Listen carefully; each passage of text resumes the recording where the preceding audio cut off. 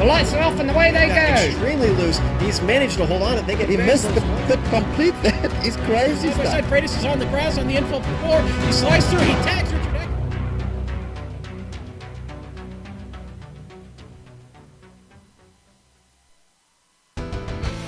They hail from around the globe, and though separated by oceans, they gather in the virtual world for reasons as varied as their locales.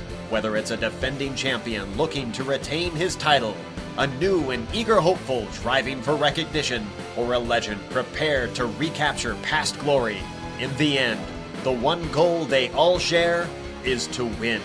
But when naming a victor, only one driver's name can be etched into the record books. You're watching the Tidal Influence MX-5 World Tour!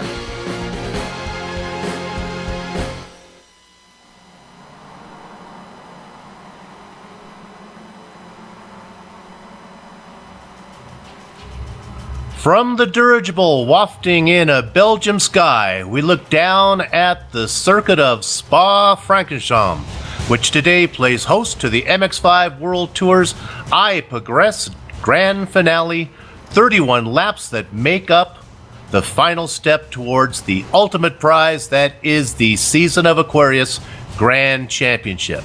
Today's race, as always, is brought to you by the good folks at Tidal Influence, and all the action will be covered live as it happens here on the Global Sim Racing Channel.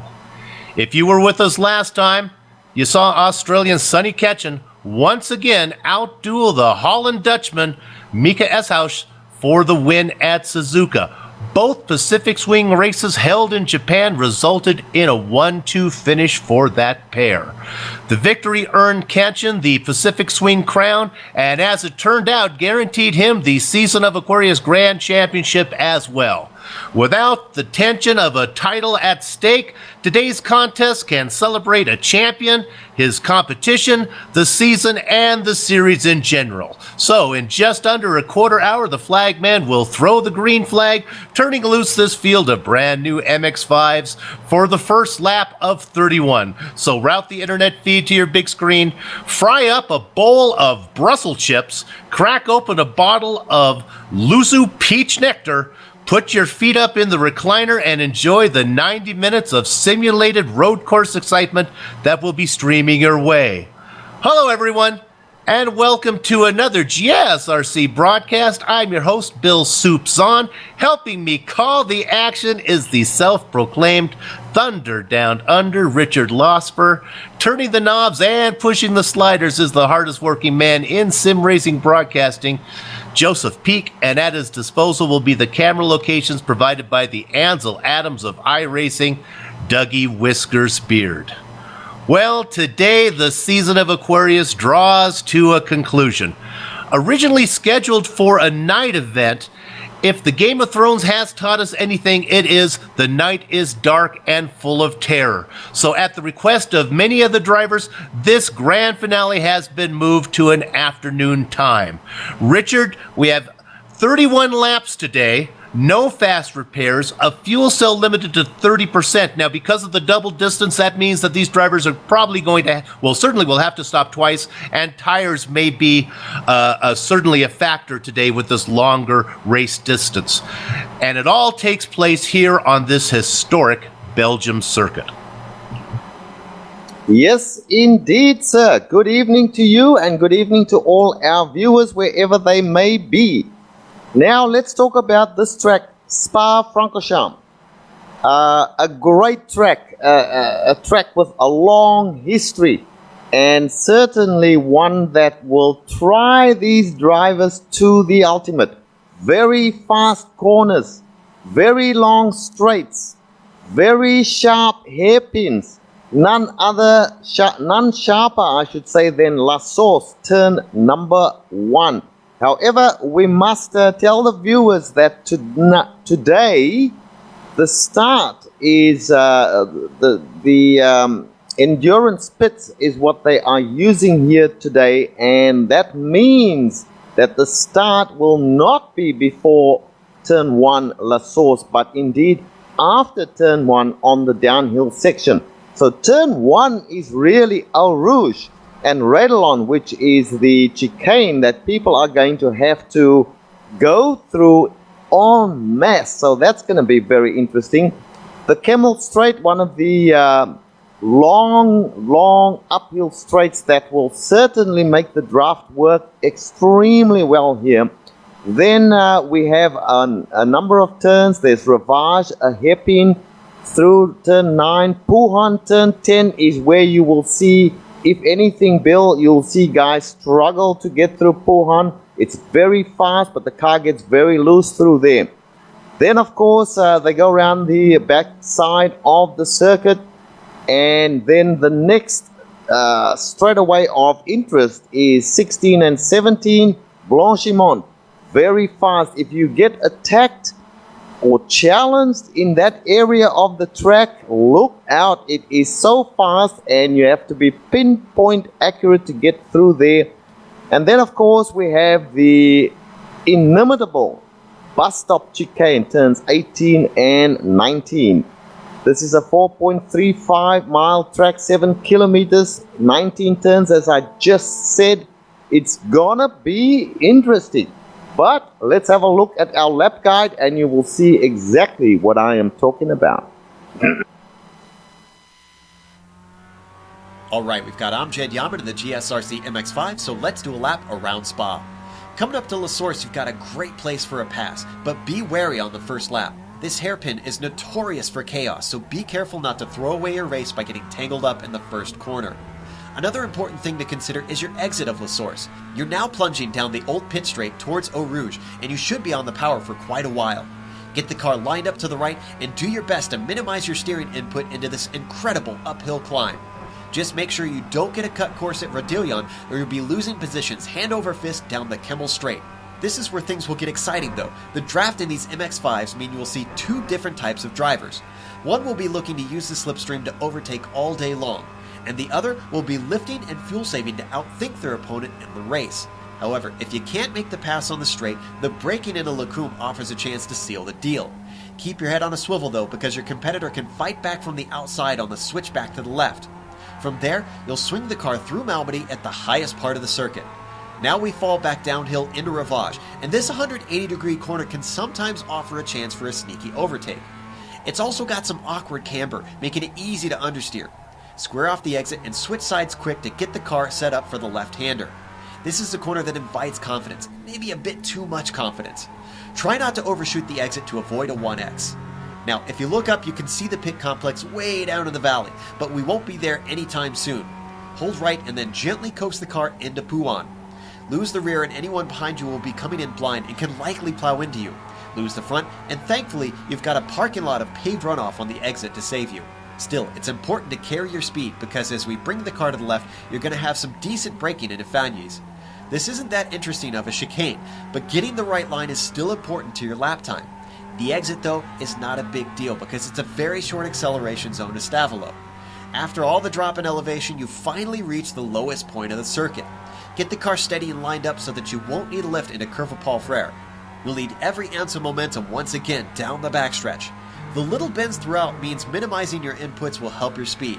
Just like the Camel Straight, draft battles are likely to take place on this stretch. It's just a little more awkward with the way the natural line weaves you across the track. You want to get single file by Blanchimont though. Even though it's flat out in the MX-5, it's still not worth trying to go side by side. After that comes the braking for the bus stop chicane. This is your last best chance to get an overtake in. Because of the high speeds, a lot of guys fall victim to overshooting it, so even if someone's later than you on the brakes, you can still get the spot back. There's one final spot where you can rack up a 1X, so get yourself a clean exit. Hopefully, you held it all together, and as we come back to the line, we finished a lap around Spa.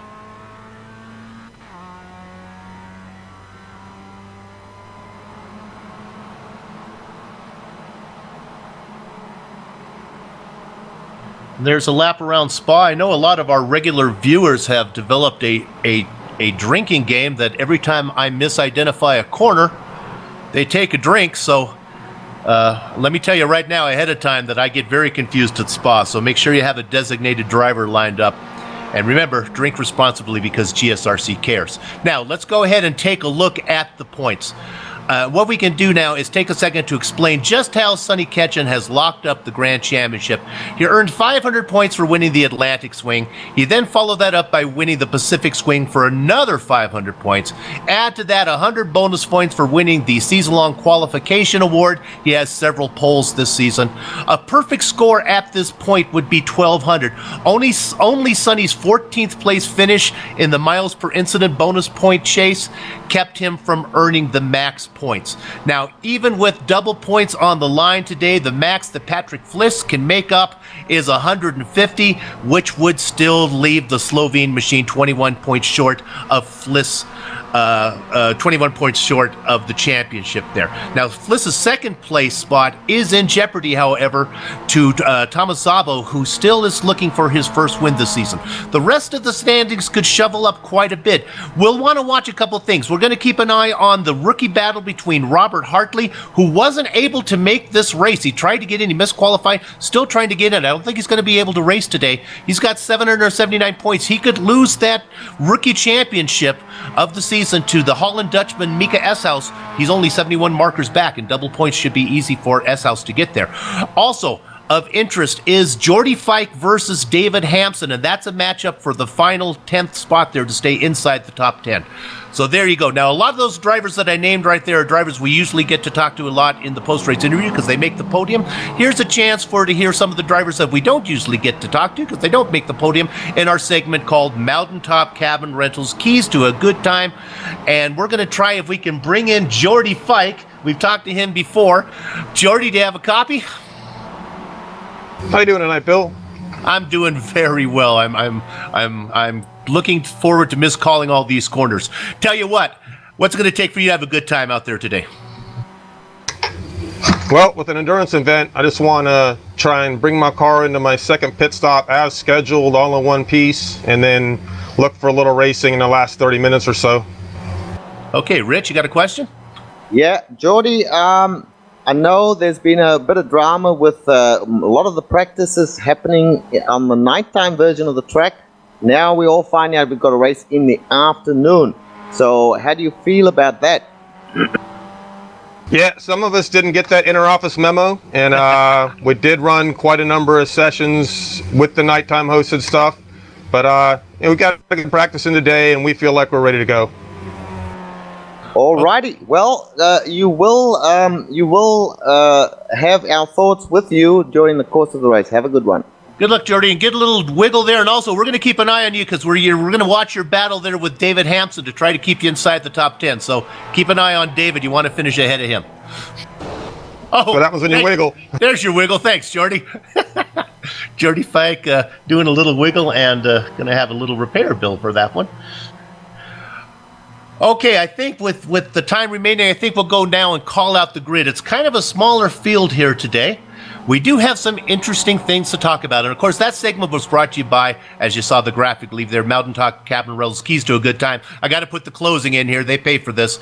Remember, if you want to go to Green Valley Lake, your best bet for lodging is, of course, Mountaintop Cabin Rentals. And you can find them at gvlcabinrentals.com. There we go. All right. Thank you. Now, let's go to the grid. Got to make sure we take care of the business, the people who make this possible.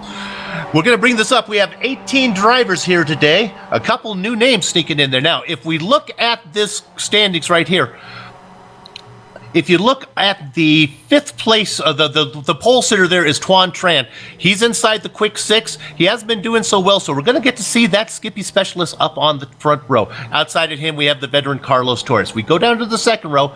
A couple fast guys here, Thomas Szabo and Mika Eshouse. Remember, Eshouse still trying to maybe move up a few spots and has a chance at Rookie of the Season. Then we get to an interesting spot. In the inside of the third row is Sonny Ketchen, and then on the outside of the third row with a good qualifying time, you see that he qualified third. It's Brad Wooden, but this is Brad's first event of the season, so by rule he gets qualified behind all the quick sixers. So there's your quick six. Now, Richard, let's look at your set of rows. All right, and we are waiting for it to come up on screen. There it is, and we see that David Hampson is in 7th place. The 8th place is blank at the moment, but we believe that is a new driver coming on for the first time, and his name is Gene Fiddies. Then we move to row 5, where we have Michel van Dijk and Tom Rache. Row 6 is Eric Garcia and Jordi Fike. Row 7 is Andre Saunders, he's fast, and Benjamin Lanouette. Then we go to the final, I believe it's 4 spots here on this very small grid here as the season widens down to the end. The 8th row is made up by another strong rookie, Joe McDonald. Let's give a shout out to Joe. He's raced in every race this season and is looking to win the Ironman. So congratulations to him. Looking there at the 16th spot, that is also blank. I'm not sure. You know what? I'm going to guess that might be Giancarlo Lenzi might be in that position there. He may not be on the grid. We'll keep an eye on that. Joseph Arrow back there in the 9th position, and then Jeroen Ursum rounding out the 18th spot. So there you have 18 drivers. We talk about Jeroen Ursum a lot, trying to get the first top 10 of his career. Could be a good time for him to get this with this small field. He'll be starting at the back. And it's a long race, and attrition could come into play. Richard, they're lining up right now. Nice to see Brad Wooden here. Yes, indeed. And Brad Wooden will be fast, make no mistake. Patrick Fliss is not here. Travis Swenke is not here. Richard Eklund is not here. A lot of guys in the top 10 not here, Bill. So it's open slather for the other guys. Back to you. We'll keep an eye out for all those drivers there as they start. You can hear the engines start to rev now as they wait for the lights to go off. Keep an eye on that dark machine up front. That's Tuan Tran. Don't be fooled by the name. He's from the Netherlands, and they are off. Gather up the chickens, take cover behind the cows, because the horses are out of the barn, and Carlos Torres gets a jump from the 2nd position and go ahead and takes the lead. Tran drops into 2nd. S-House back in 3rd. Now looking on the outside of Tran. My goodness, there's a log jam behind him. It's a pinata full of bees. Zabo in the mix. Catch it in the miss. Wooden looking for that. David Hampson, as they're all bunched up 3 wide. They got to get that sorted out as they head down into the right-hander. Richard, my goodness, look at the front there. And it is Torres. And it's no better at the back there, where we see Robert Hartley, who thankfully did make it in as they go through Lake Coombe. They're going 3 wide into the section leading down towards Rivage. This is impossible, but they are managing to do it. And we have Jeroen Ursum bringing up the rear there. Whole bunch of guys going now through Rivage, which is a hairpin. Back to you, Bill, for the front. Tran is in trouble. Tran has had a mistake. We'll see if we can get it on replay. I'm looking at it right now. He was being chased by Brad Wooden, and honestly, on my screen, it looked like a little bit of ghost contact. Tran got turned a little bit by the Australian driver. That'll take a closer look, but if you look at it really close, I think there was just a little bit of space there, maybe a little bit of lag between the Netherlands and Australia. Yeah, and now I'm going back to the front. I'm driving along with Sonny Canchin, who's sitting back in 5th place at the moment. Leading is Tomas Zabo. Carlos Torres is 2nd. He's followed by Mika Eshouse and then Brad Wooden. Brad Wooden right on the rear end of Mika Eshouse, and Sonny Canchin in normal fashion that we've seen in these last few races, Bill. He is sitting back there relaxed and watching the action in front of him. We ride on board with Wooden right there, looking ahead as S-House in front of him. It goes a little bit wide. There we go, as you see. Now you have peeking to the outside as S-House there, trying to make a move on the outside of Taurus. And I think it's not going to get it done. Then they try to get it as they go through what we call the bus stop, finishing up the first lap. Yes, that's correct. And we see a car going really wide coming out of the bus stop. Driving along now with Tom Rache. Tom Rache is in 8th place, and he is following Michel van Dijk, who is following David Hampson. So that's the 8th place. Then we've got newcomer Gene Fiddies in 9th place. That's a good position for him. And in 10th place, Robert Hartley trying to make his way forward. There's a little break, and actually we can go back to Hartley right now, being challenged by Eric Garcia. Eric Garcia had that great run last time. We can drop back there. You see Garcia in the mix. That's Fiddy's up front. That's Hartley up in 10th. Garcia in 11th, and right behind him, the Italian driver Joseph Arrow. Yeah, and Jordi Fike behind them as well. And let's go back to Joseph Arrow for a second. He gave Garcia a little tap from behind. Garcia glanced off the left side of the track. We'll go to replay. You can see that Arrow had a run on Garcia and kind of misjudged the distance. Just kind of a little bit of bump drafting there, and Garcia slid off. Doesn't look like car was damaged too much. Richard, tell me what you see here. Yeah, I'm looking at Eric Garcia. They're going up the Camel Straight. He is tracking the draft there of the driver in front, Joseph Arrow, and looks as if he gives him a tap from this angle. I can't see exactly, but it does look as if he gives him a tap because we see Arrow going off into the grass there. Better go. Yeah, that was Garcia going off. Arrow was behind there. Yeah, better go up front because Zabel's in front, but now we have 2x2 with Torres and S-House side by side. In the popcorn position, it's Brad Wooden. And Brad Wooden backs it off just a little bit as they go. Wow, they're side by side, going through that left-hander there. Now they head down towards the right-hander, which leads towards Blanchimont. Tomas Zabel making a bit of a getaway there. He has got a gap of about 0.2 over Carlos Torres in second place at the moment. Mika and Brad are very, very close at the moment. Brad looking for a way through. Just behind, well, that's Carlos Torres, who's kind of fallen back a little bit there by the looks of it. And Brad Wooden attacks on the inside. Sunny Canyon coming through. Torres as well. is loose. Yes, Torres got loose and he went to the outside there. Has he managed to gather it up? He's on the grass at the moment. Looks like he can't gather it up. He's going to be spinning out and will have to make a very slow recovery.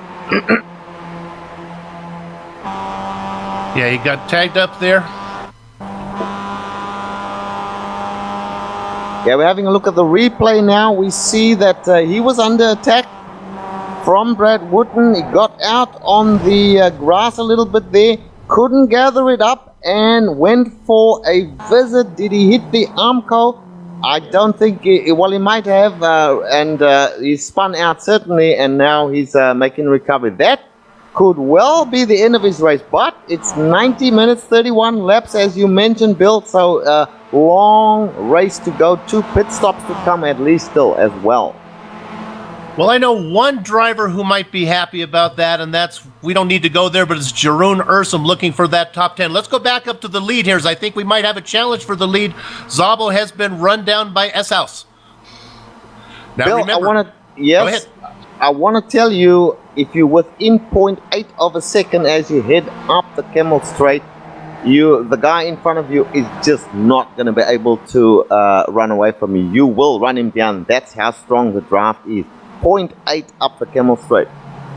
Well, that's a good number to look at right now because S-House has about a 1.3 second lead on Brad Wooden. So Wooden's going to have to do it the old-fashioned way and actually be faster. Now he'll still get draft. The draft will pull him in from about 1.52 seconds.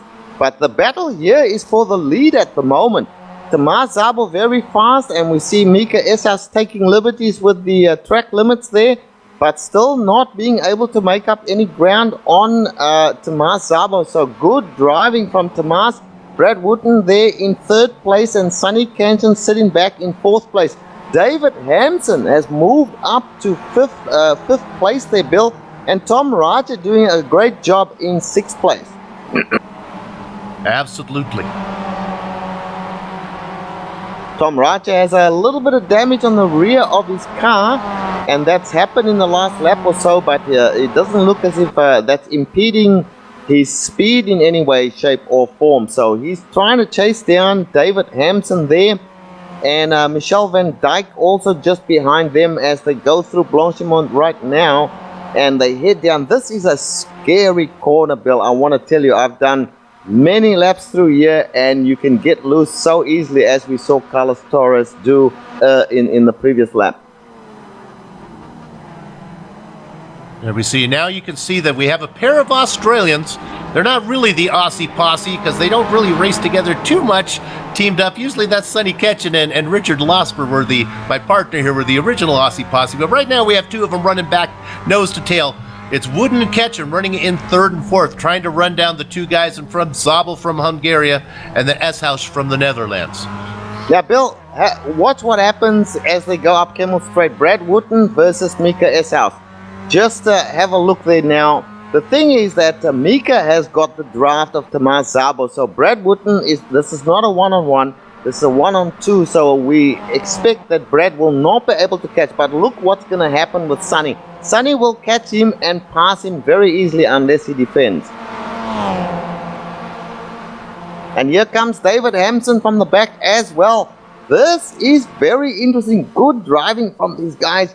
And I tell you what, they got to be concentrating very hard at the moment. Sonny Kenton not making a move, which is surprising. He backs out as they go into Lake Coombe. Once again, David Hampson right on the rear end of Sonny Kenton. Let's hope that David is able to keep it clean there and not get into the rear end of Sonny Kenton, which is so easy to do when you're following. You miss your brake point and you're in trouble. As they go through the Ravage now, Ravage is a very tight hairpin, a lot tighter than it looks.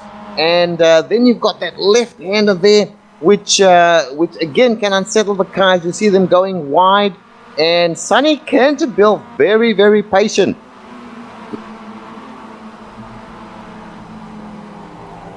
Give a shout out to the fifth place there, David Hampson having a great run. Now, we talked about the battle we were going to watch there between Hampson and Jordy Fike.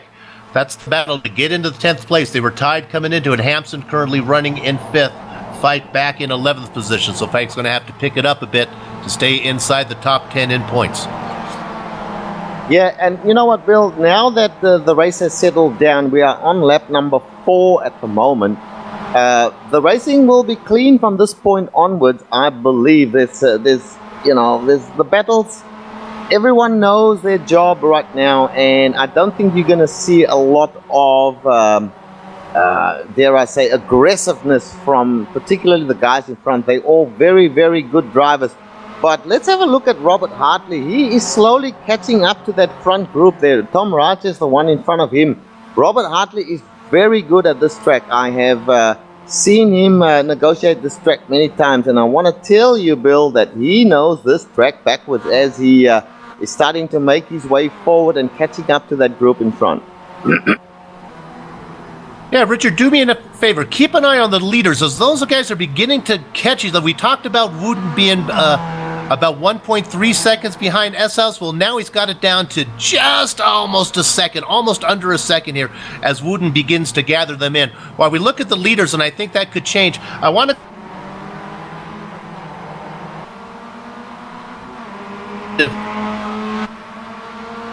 up there going on back here with Jordy Fike. Yeah, you're good now, Bill. Go ahead. So I might be having technical difficulties. So, Rich, I'm going to turn it over to you for a minute till I see some cars to call. All right, now we're going to the front here with Tomas Zabel, Mika S-House. Mika now makes a move on Tomas Zabel. He was close enough to easily make the pass going up Camel Straight, and he will take over P1. Tomas Zabel will follow him. Catching them is Brad Wooten at the moment as they go into Lake Coombe, that right-hander, and then there's a left-hander to follow. And they are now, Brad Wooten is right there with them. And of course, he is pulling Sonny Kenton along, who's pulling David Hampson along. So the top 5 should be all pretty close to each other right now. Okay, I'm back. Now we're going to go to 11th position. This is where I wanted to go a second ago when Carlos Torres was behind all these guys. Right when my screen broke up and I froze up and I couldn't talk to you, Carlos Torres was behind Benjamin Lanouette, Andre Saunders, Jordy Fike, and Jerome Ursum. By the time it took the screen to come back to me, he has gotten around all those guys. So Torres, we saw him up front. He was very fast, qualified, was second on the grid to start the race on the front row. Had that incident where he put it into the wall, but he was able to keep it going. Don't think there's a lot of damage there. He just lost time. He's made his way up to 12th, up to 11th right now. Yeah, he's doing a great job there. A lot of the guys just being a little cautious. They know it's a 90-minute race. We've only done about 14 minutes of racing, so there's a long way to go. Still 2 pit stops as well. But very interesting up front with the top 4. Tomas Szabo, Mika Eshaus, Brad Wooten, and Sonny Canton. They seem to have dropped off David Hampson right now.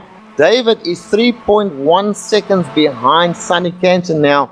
With the draft up front, 4 cars, he is unlikely to be able to make up that time. So he is going to fall into the clutches of Tom Rache, who's right up Let's close look at to him. Szabo. Szabo got a little wide there, but I think he's going to gather it up. Now there's a battle for second, and it looks like it's going to be Wooden's going to take that position, get ahead of Eshaus. Yeah, great move from Wooten going into the bus stop there. Mika Eshaus partially gave up that position. It's not a good place to battle. He knows that you can get him back again on the Camel Straight. So Brad Wooten now up to second place, and looking at Tomas Szabo ahead of him. He's certainly close enough, Bill, to be able to catch him on the straight, as is Mika Eshaus. Sonny Canton still sitting back there, not making any moves, playing it safe. This is what we've seen in at least the last 3 races, Bill.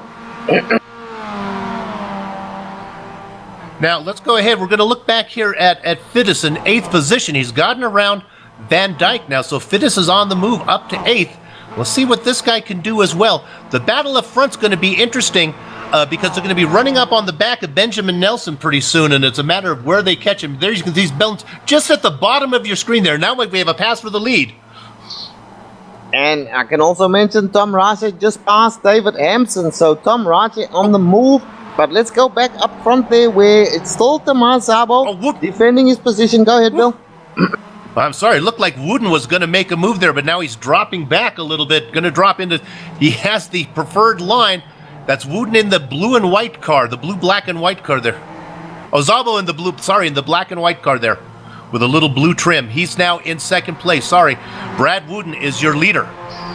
Brad Wooden is the leader indeed. He has taken P1 position up ahead of them. There's a slower car. We'll see if that causes any drama for these drivers. But Tomas Szabo, once again, it's no big deal if somebody overtakes you. As long as you can stay within draft range, you will always have an opportunity to get your position back. As you see, Szabo now closing on Brad Wooden. Brad Wooden is really hammering that car, taking every scrap of real estate that he can to stay ahead, trying to make a getaway, break the draft. You need 2 seconds, 2.1 seconds, and even that may not be enough up Camel Straight. So very, very interesting race. I just can't see any one of the top 4 guys getting away from each other. So it's going to come down to the pit stops with these guys, or if one of them makes a mistake, Bill. Now, as you look out the back there of Szabo's car in second place, way in the background on some of these long straights, you can see Tom Rache, who's way back there. Oh, Szabo making the move, going down to the bus stop, and he pulls it off. Brad Wooden keeps it. Yep, they're side by side. Szabo has to go wide to make sure that he leaves enough room there, as we saw Brad Wooden going wide. Now they're going side by side towards La Source, which is turn 1. We'll call it turn 1. It's actually the last turn for this particular layout. Very good entry there from Szabo, but a good entry as well from Brad Wooden, who now reclaims that first position, hangs on to the first position, I should say, as they head now towards Eau Rouge, through Eau Rouge, into Redlon, and up Camel Straight they go again. And you can see that Tomas Szabo is all over Brad Wooden already, and they've only negotiated about 100 meters of the Camel Straight. And now Szabo again in that blue, black, and white car making a move now on the outside, and he's going to get that done even before they get up to La Source. So a new leader is Tomas Szabo. Yeah, and Sonny Canton still just sitting back, keeping a gap, Bill, of about half a second to a second between himself and Mika Eshaus. Definitely not trying, definitely not trying at all to get involved in what's happening up front. Okay, we've got to go back to 5th place real quick because this is exciting. Robert Hartley has made a run. I wanted to talk about Tom Ratchey. He had ran down David Hampson and got around Hampson. But meanwhile, while all that battling was going on, the guy you got to keep a watch on is Robert Hartley because he's now running in 5th and he has visions of grandeur of maybe making it up to these guys who are up in the top 4. I'm going to give you a time right now. It's 3.8 seconds back to Ketchen. That's correct. And I want to say that he will catch up to these guys. I just think that Robert Hartley knows what he's about. He couldn't make it into the session. It was very late into the session here. Started from the rear of the field, basically. But has done a fantastic job, Robert, to get himself where he is now. And look at that gap slowly but surely being whittled down. 3.8 seconds it is at the moment. Let's see if he can chop that down further, and I think he will.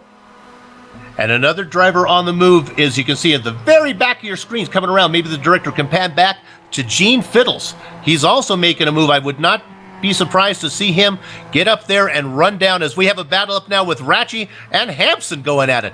Battling going all through the field here. There you see. Absolutely. That's and Ratchey in the maize-colored car behind. And these guys, of course, are following Robert Hartley there. And I want to tell you that you'll see this all race long. The draft is such that you just cannot get away from somebody. And you see, even these guys with their abuse of the track limits here, they cannot get away. And Robert Hartley closing that gap. What are we down to now?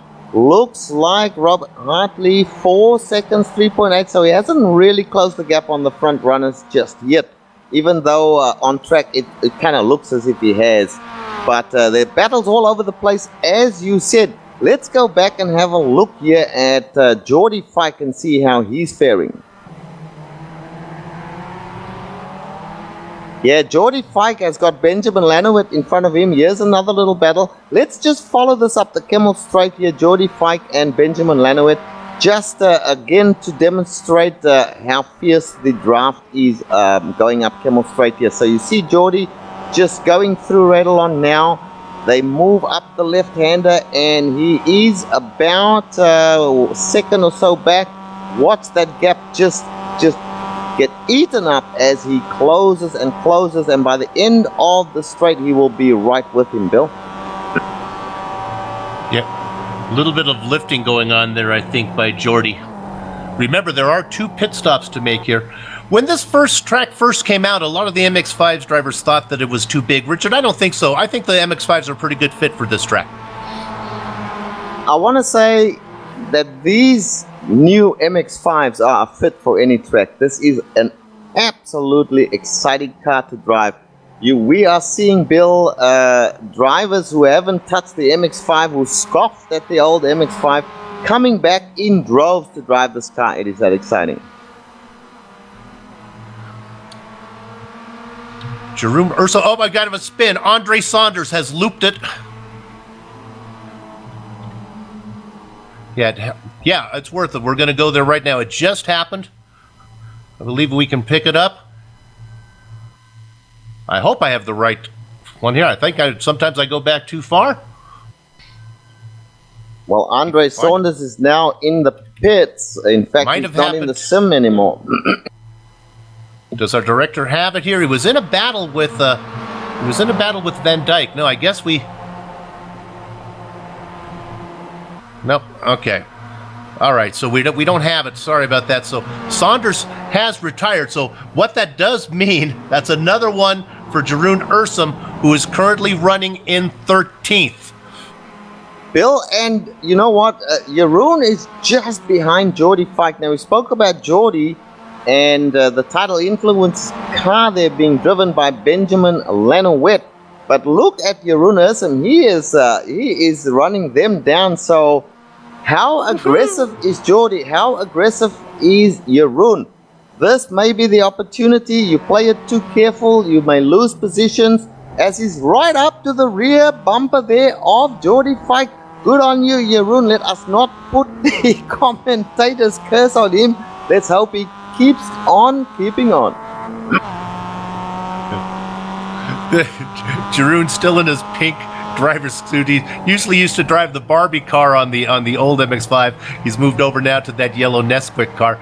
A little more on Jeroen. He has locked up the miles per incident award. That's bonus points you get for keeping the car on the track.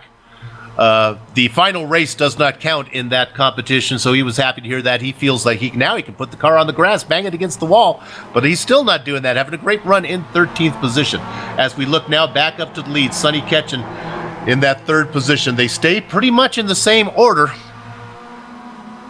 Bill, spare a thought for Benjamin Nelson. He is just being lapped by the field right now. And we are on lap number 9 of a 31 lap race. Benjamin Nelson has definitely had a terrible season. Yeah, I wanted to mention though what a good job he did. He let these 4 leaders go by. He said pass on the right to let them all by. We want to follow up here that S-House now has dropped back to 4th. I believe Ketchen was back there in the jumbo popcorn position watching the 3 cars ahead of him. Yeah, and I'm just seeing, Bill, just seeing some big wobbles there from Mika Esas. He may have chosen the wrong setup for this track. It's pretty warm out there, 40 degrees on track. Watch him struggle to keep the car on the track there. He's going to be dropped off if he's not careful. He might have to think about an early pit stop and grab some new tires because he is struggling at the moment. Richard, is the MX-5, can you make the kind of adjustments during a pit stop to fix that, or pretty much you have to do that pre-race and you're stuck with what you got? The only thing you can change is your tire pressure, pretty much. You can't change your dampers, you can't change any of the actual setup of the car, because of course in real life that would mean the guys would have to get in there with spanners and whatnot to do it. So unfortunately, tire pressure is about all you can change. We're on board with S-House right now. You can see him working the wheel as they go through. We're going to call it the bus stop. And then I'm going to call this turn 1, even though, like Richard said, it really is the... Where's the start-finish line here, Richard? Is it before La Source? Yeah, I will call it as they go over the start line, Bill. They are just about, they passed the start line. The start line is on the approach to La Source. Right, it's on the other side, exactly. Yeah. So right after the bus stop. So, we call it, that's what kind of makes it kind of funny. We call it turn 1, but they kind of eliminate turn 1 from the first lap. We're wrong. We are totally wrong. This is the endurance pit. The start-finish line is actually where they took off from. So the start-finish line is on that downhill section.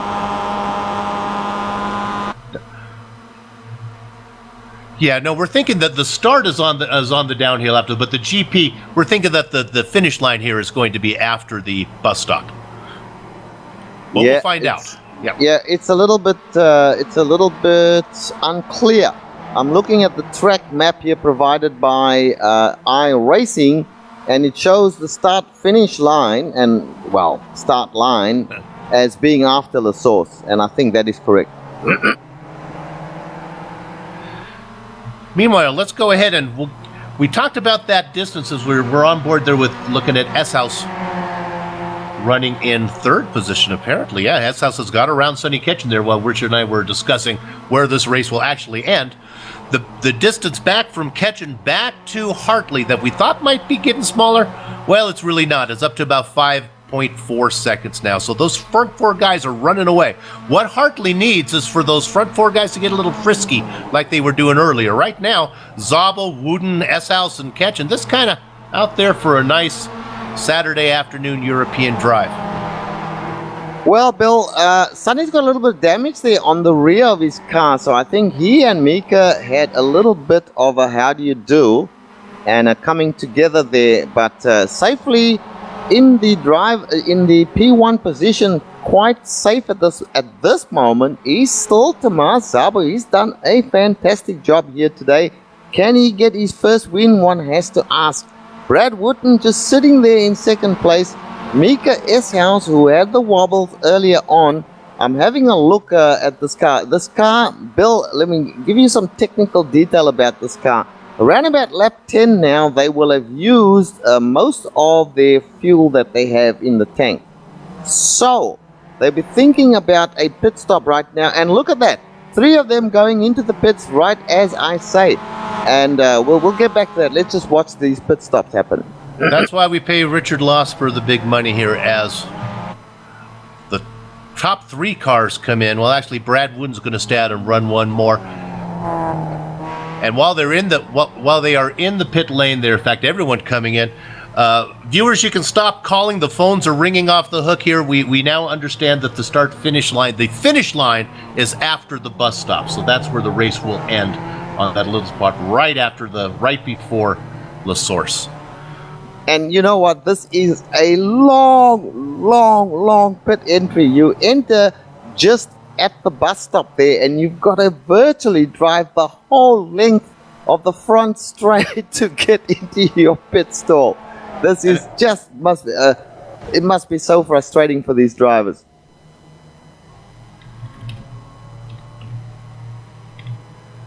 Okay, and As now we we want to go back to Benjamin Nelson real quick, director. He had a little spin, put it in the wall, and then we'll see who comes out of the pits ahead there. In fact, we're looking at it right now. Our director had it. He's actually faster. Okay, I'm looking at Sonny Canton. He's certainly taken left side. I believe they'll take 4 tires. No worries. Yep, 4 tires. David Hampson, I'm not seeing his car go up, so it doesn't look as if he's going to take tires, or maybe he's sitting there getting some damage repaired first. As we see the leaders start to come out. There's Robert Hartley. He's made a lightning pit stop. He's coming out, Robert Hartley, in a much better position than what he started in before going into the pit. So that's good for him. David Hampson coming out. He's made up some spots as well. Brad Wooden's still out there, our leader. And of course, a bunch of guys have elected to stay out. Jordy Fike's still out there. Benjamin Lanowitz still out there. Jeroen Ursum still out there as well. But most of the others have done their pit stop. In fact, all of the others have done their pit stop. S-House has come out almost 7 seconds ahead of Canton. So that's a huge advantage for him. Canton has about just under 4 seconds back to Hartley. Hartley made up a couple seconds. Yeah, I'm going to go back and check, Bill, to see whether Mika S-House actually took tires. And if so, how many? Because that's a really a huge advantage that he has there.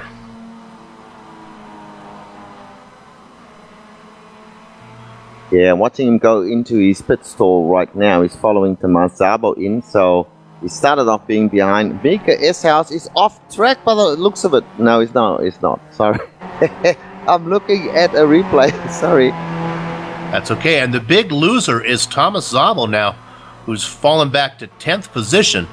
And that's not really 10th, but it is behind drivers who've made pit stops as well, like Ratche and Hampson. He came in well ahead of those guys. Hartley. Szabo's behind all of those. Yeah, we'll get the full story here as we see them go into their pit stalls now. So Tomas Szabo and Mika stopped just about at the same time. Let's go ahead and put the camera quickly on Jeroen Ursum before it goes away. Currently running by my timing and scoring in 2nd position. Oh, so close to leading a lap. And he's coming in. One more lap, Jeroen. Get that Nestle's car up there. Also in now is Brad Wooden. We talked about this pit lane. These little cars aren't so bad. Yeah, some of the cars are a little wider, what I like to call the fast food entrance there. They have to do a sharp right-hander. Okay, Wooden is in. Let's see if we can pick up I'm going to try to pick up S-House. Yeah, Bill. Yeah. S-House is going to, I think S-House is going to get Wooden here for sure. Bill, S-House around the source. Go ahead. I'm sorry. Mika S-House did not take tires, and for some reason, which we don't know, Tomas Szabo just sat there for ages in his pit stall, so that's why he lost so many positions. I don't know what's happened. I didn't see him take any tires either, so There's just no explanation for why he sat there unless he was serving a black flag or something. Wooden's still in the... See, Wooden's having one of these pit stops as well, though. Wooden now has been passed by Szabo, by Ratchie, by Hampson, by Hartley, by Ketchen, and, of course, by your leader, S-House. So another strange pit stop. Well, Bill, we know for a fact that Sonny Kanchan took 4 tires. So Wooden is off. Wooden is slow. Wooden's in the grass. He is parking it. Yeah, he's gone into his pits and he's exiting. We're not sure. Maybe friends and family of Brad can have him come into the booth. Maybe he forgot to take fuel and he ran out. Or maybe he was so discouraged with his pit crew, he said, forget this, I'm done. Very unusual event there. Can't see anything happening to Brad that would cause him to go into the pits. The only explanation we can think of that something must have happened at his home, which has called him away from his computer. That's the only possible explanation. Can't see any damage or any problem there. Okay, well, I believe now, I think everybody has come into there, so the pit cycle is done. I believe Jordy Fike has made his pit stop, yes. So I believe your leader now is Mika Eshouse, but we talked about him not taking tires. 5.2 second lead back to Ketchen. That's right. Now, Sonny Kanchan took all 4 tires, so we would expect, perhaps not early on, but certainly towards the end of this stint, that Sonny will be all over Mika as he has the fresher tires of him. Well, he's got brand new tires at this point in time, and they're on lap 12. There's still a lot of laps to go, and he can actually see Mika Eshouse in the distance there. 5 seconds may sound a lot, but if your tires are not working properly, and this is what I was going to explain, Bill. So what happens in this car is you start off with a fresh set of tires and everything is hunky-dory and you are nice and fast, you've got lots of grip, and then towards the middle of your stint, the tires go away and you start slipping and sliding. But then what happens is, particularly with longer races, is that the fuel runs down. And I see an accident. That's S-House. We'll I think get he that blew on an engine. replay. Or he just drifted over. Tires. No, but it was on the straightaway. It's just like, almost, I'm thinking it's a hardware issue, mechanical issue. Watch, he is just, everything is fine, and then the car just drifts to the left. He may have fallen asleep. Yeah, just watching that now. He gets on the grass. No, there's something wrong. Something happened to his equipment there because he drifted over to the left, hit the armco of the wall on that side, and then smashed across the track once again. So that's an equipment failure of some sort. Wow. Okay. They've got the windmills fired up to full speed. I hear the wooden shoes clicking because in the Netherlands, Jeroen Ursum currently running in 10th position. It could happen, folks. Well, let's run down the positions for you. They're on lap 13. The race is about 38 minutes old at this point in time. So a lot of racing to go yet. 13 from 31 leaves us with something like 18 laps left to run. This is a very long track, almost 3 minutes per lap. So there's a lot of racing to come. First position at this point in time, Sonny Kanchan, and he's got a big lead. Second position is Robert Hartley, and he's 3.6 seconds back, 3.4 seconds back now. Third position, David Hampson. Fourth is Tom Rajay, and rounding out the top 5, Bill, is Tamar Szabo. Tamar has worked his way back to 5th position, but he's 9.2 seconds off the leader. Then 6th position, Gene Fittis having a great debut in this series. Behind him, the Iron Man Joseph Arrow making, Lord knows, probably his 130th 30th start, something like that today. Carlos Torres was running up front early, had that early trouble, now running back in 8th position. 9th position, Eric Garcia, having another good finish from him. And then look at the bottom of that screen. Running in 10th, and honestly, not that far behind Eric Garcia, is Jeroen Ursum.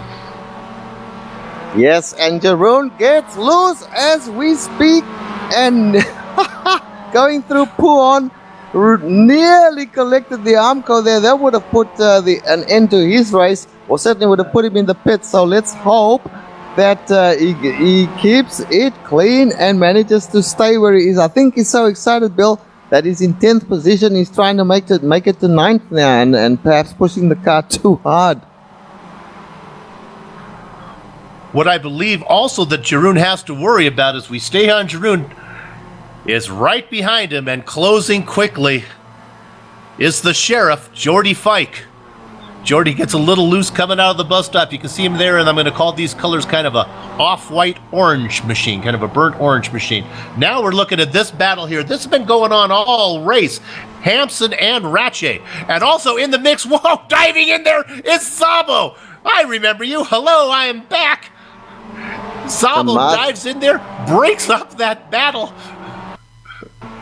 Tomas takes no prisoners. I want to tell you guys, that was a risky move, but it looks as if he got it done. And now he's still behind Ratche, though. Tom Ratche, Tomas Szabo, but he's up to 4th position now. So he has taken the position away from David Hampson there, Bill. Szabo, kind of like your girlfriend squeezing in the desk between you and the new girl from out of state who's just joined the class there. Szabo gets in. Ratche and Hampson had a nice battle going on. Szabo comes in, says, I'm getting in between here, breaks it up. Szabo moves now into 4th with visions on Ratche as a top 3. We're on board with Hampson. Everything's fine here. And then all of a sudden, excuse me. Yeah, that's a tough break there for David Hampson.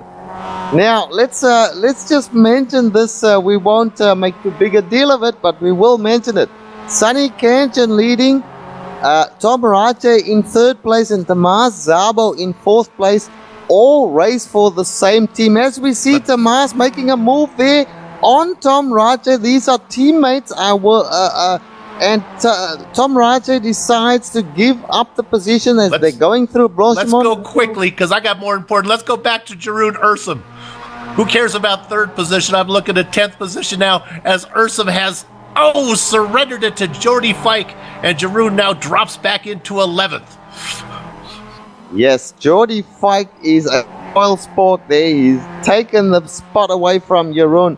In front of him, let's see, there's Eric Garcia, Carlos Torres, Joseph Aero, all drivers who so far have been faster than our friend Jeroen. Ursum fighting back. Don't Jeroen fight too looking hard, for a place Jeroen. to go. Fike in front, Ursum behind. Bill, this is a tough place to fight. This is the worst place to fight.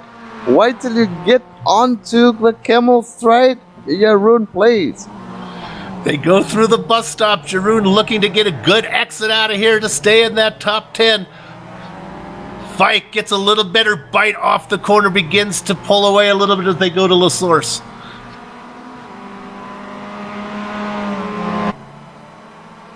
And a little more bad news as well. Ursum drops a little farther back. Benjamin Lanowit in 12th begins to have visions of that tasty, sweet Nesquik car. Well, guys, let's put the cameras on some of the drivers we have not shown yet. So, our new driver, Glenn Fiddies. Let's have a look at Gene. I'm so sorry. It's Gene Fiddies. Now, Gene, this is his first race. He's been battling to get into the series. He felt he was pretty neglected because the administrators of the series were all busy with other things for a while. But here we are seeing Gene Fiddies getting into the race and finding himself in 6th place. What a drive from a newcomer, Bill. Yeah, it was too bad. Actually, apparently the website didn't work and send the administrators the notice that somebody was trying to enter. Because the administrators didn't know about this. They're certainly glad to have him in here. Get his feet wet, a little taste of the series before we come back again for season 12. Yeah, a good move from him. I would also mention that the administrators should check the league pages from time to time, and no doubt they will see that there are drivers waiting to get into the league if they do the check. But yes, the administrators are a little busy from time to time, so we won't put any blame on them for that. He's in the race, he's made it, and he's doing a great job as we speak in that Z1 car. Now this is a compatriot of sorts. He lives in Auckland, New Zealand, Bill, so he's on our side of the pond. Yeah, it's good. I would still like to know, Bill, what happened to Brad Wooten. That was just too strange for my taste. I just can't figure it out. I've had a look at it over and over, and I just can't see why he stopped, unless he just said, I don't feel like continuing on anymore. That's just about the only explanation. Well, I've come to learn by experience that it's best that I do not use my imagination in these cases, because I tend to come up with some extreme situations. So let's just say something happened there. All right, let's go to the front now, and we see that Robert Hartley is making up time on our leader, Sonny Canton, as they go up the Camel Straight on lap number 16. So, Bill, when did they stop? It was about lap 11 when they stopped the last time, so we were going to be expecting them to come in again around lap 20. I believe so. And look at the distance being cut down by Robert Hartley. I did say that Robert was, this track is Robert's friend. He loves this track and he's very fast here. Now, Sonny Canton, who may have been kind of in relaxation mode for a while, now will know that, in fact, Robert is within 1 second. So he's well within draft range now, Bill. And Sonny's going to have to move it along a little bit if he wants to stay in front or indeed win this race. And just to follow up on the drivers who are no longer racing with us, of course, there's some big names who started up front. Tran not with us anymore, started on the pole position. Of course, we talked about S-House is out. We talked about Kanchan being out, Wooden being out. Also, Michel Van Dijk and Andre Saunders have called it a day. I believe the last car racing right now is Benjamin Nelson, currently running in 14th position, 1 lap down. Yeah, and I am looking for a battle, as always happens, Bill, on in long races and on long tracks. The battles kind of get less and less, but here we have a battle between David Hampson, who's fighting back from positions that he had and lost, and now finds himself just behind Tom Rache. So here's a developing battle. No doubt he'll be able to catch up. And in fact, it looks as if he's having a bit of a look on he decides to stay in line as they go through Blanchimont there. That's very tricky, that corner. And now, what will he do? He goes to the outside, which kind of means that he's deciding that he'll stay behind Tom Rache as they go into the bus stop once again. We ride on board. We look at that beautiful maize-colored machine there of the beer that only Richard can pronounce. Kronenbacher. There we go. Richard showing his multilingual abilities here with the French corner names and the German beer names. We're looking back. As you can see, the beer spelled out upside down on the camera there. Here's another battle here, Bill, and it's Carlos Torres and Joseph Arrow as they just go onto the front straight right now. They head down the hill. Now, I'm here to say that just here is the start-finish line. Just as they're crossing the line now, that is when a lap ends. Now they're on the Camel Straight, Bill. This should be just an exercise in futility for Joseph Aero to stay in front of Carlos Torres now. The draft is so strong in this car. Joseph decides to defend, but just watch Carlos just drive past him. That's how strong the draft is here.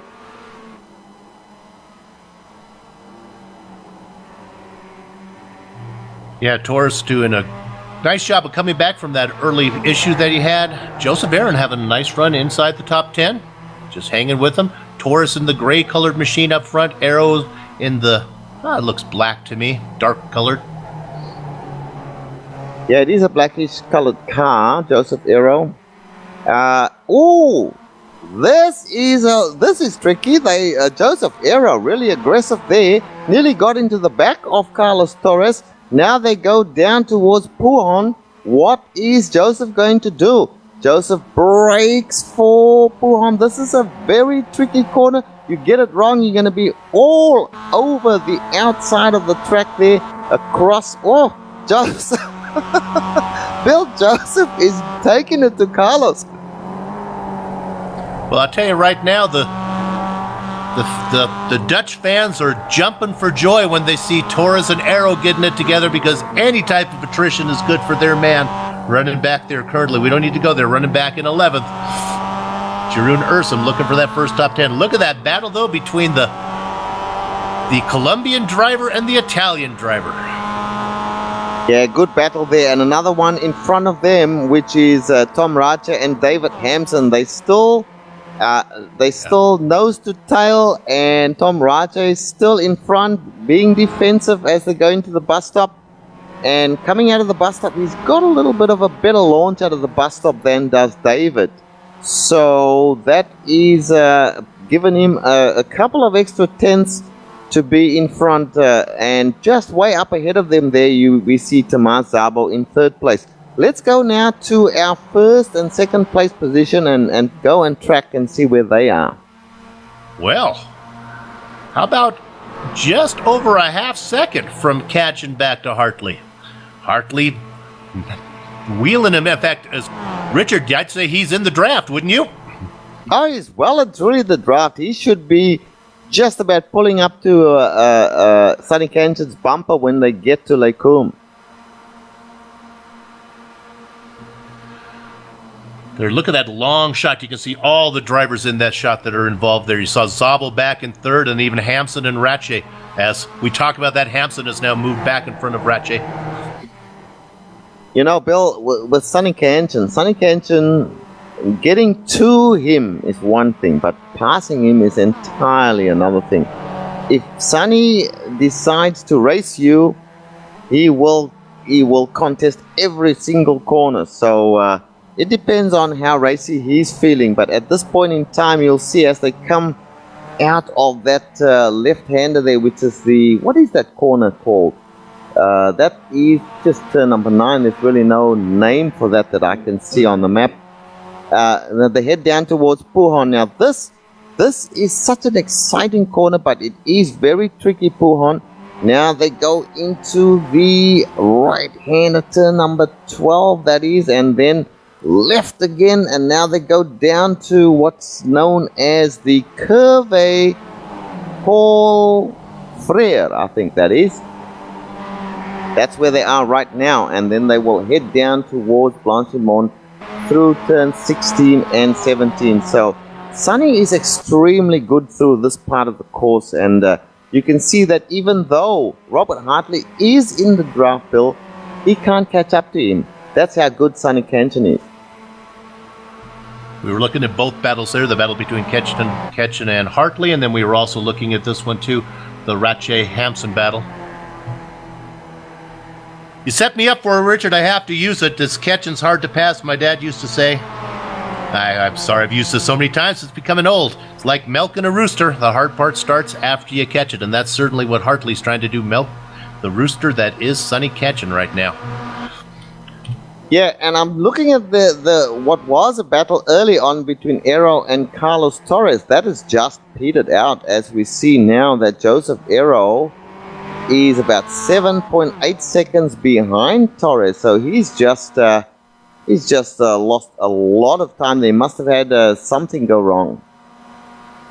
But as Hansel comes in, actually, as we keep on Torres is now beginning to have his sights set on getting up to our newcomer, Gene Fiddles. So Hampson has come in, breaking off the dance he was doing with Tom Ratchie. Ratchie is out there. Let's see which one of those cars is faster. They've been together the whole race.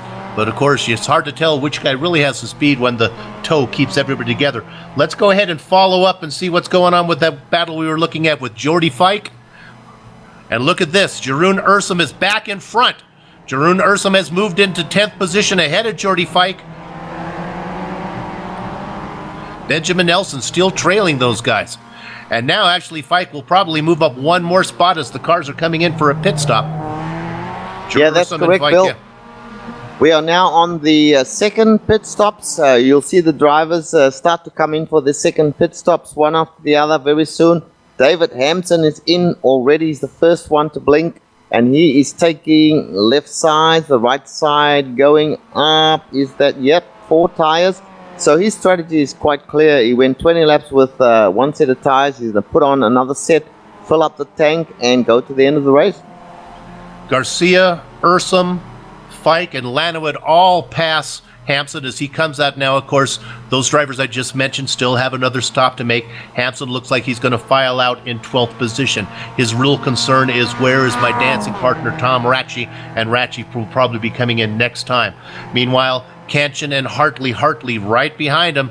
Still about 4 ticks. We look there at Ratchie. There we go. There's Hartley. Szabo still needs to come in as well. So your top 4 right now, Kanchan, Hartley, Szabo, and Ratchie. And Bill, one of the other strategies that probably the drivers, some of the drivers we're thinking about, is you don't want to be pitting on your own as David Hampson just did. So David has now lost all draft with anybody. That means he's going to slow down by at least a second, maybe even a second and a half, maybe even 2 seconds to guys who are drafting each other. So you want to be going into the pits like Robert Hartley, for instance, sitting behind Sonny. When Sonny goes into the pits, that's when he wants to go in. And the same thing with Hartley. If Hartley goes in, if Sonny sees him decide to go in, he probably would want to go in as well. Unless Kanchan thinks that Hartley is just hanging on his coattails, and if he was able to get away, break the draft, he could pull away. But I'm not sure that's the case, because I think Kanchan had a pretty big lead and Hartley was able to run him down. So I think those guys might be pretty evenly matched. I would think a pit together would be in their best interest. Yeah, I think you're right. I mean, there's no question that Robert Hartley, I said it from the very beginning, Robert Hartley is very fast on this track. Now, Robert and Sonny have had a few altercations on track previous races, so you can see that Robert Hartley is trying to save fuel. Did you just listen to that sound of his engine? He just changed into 6th gear, which means that this car can run in 5th gear all the way up Camel Straight. Changing to 6th is a fuel-saving strategy, so that's what Hartley is doing, Bill. And of course, if he uses less fuel, then he needs less fuel when he comes in. He might be able to jump Kanchan in the pits, and if it's close enough to the end, he might be able to get a big enough distance where he can run away from him. That's exactly right, Bill. So strategy play here from Robert Hartley. The draft is saving him some fuel, and those short shifts or those long shifts, really going into 6th gear there when it's not necessary, is also fuel saving. So he's on a strategy, and it may well pay off, Bill. I think he's on a good strategy. I'm going to leave that for a second.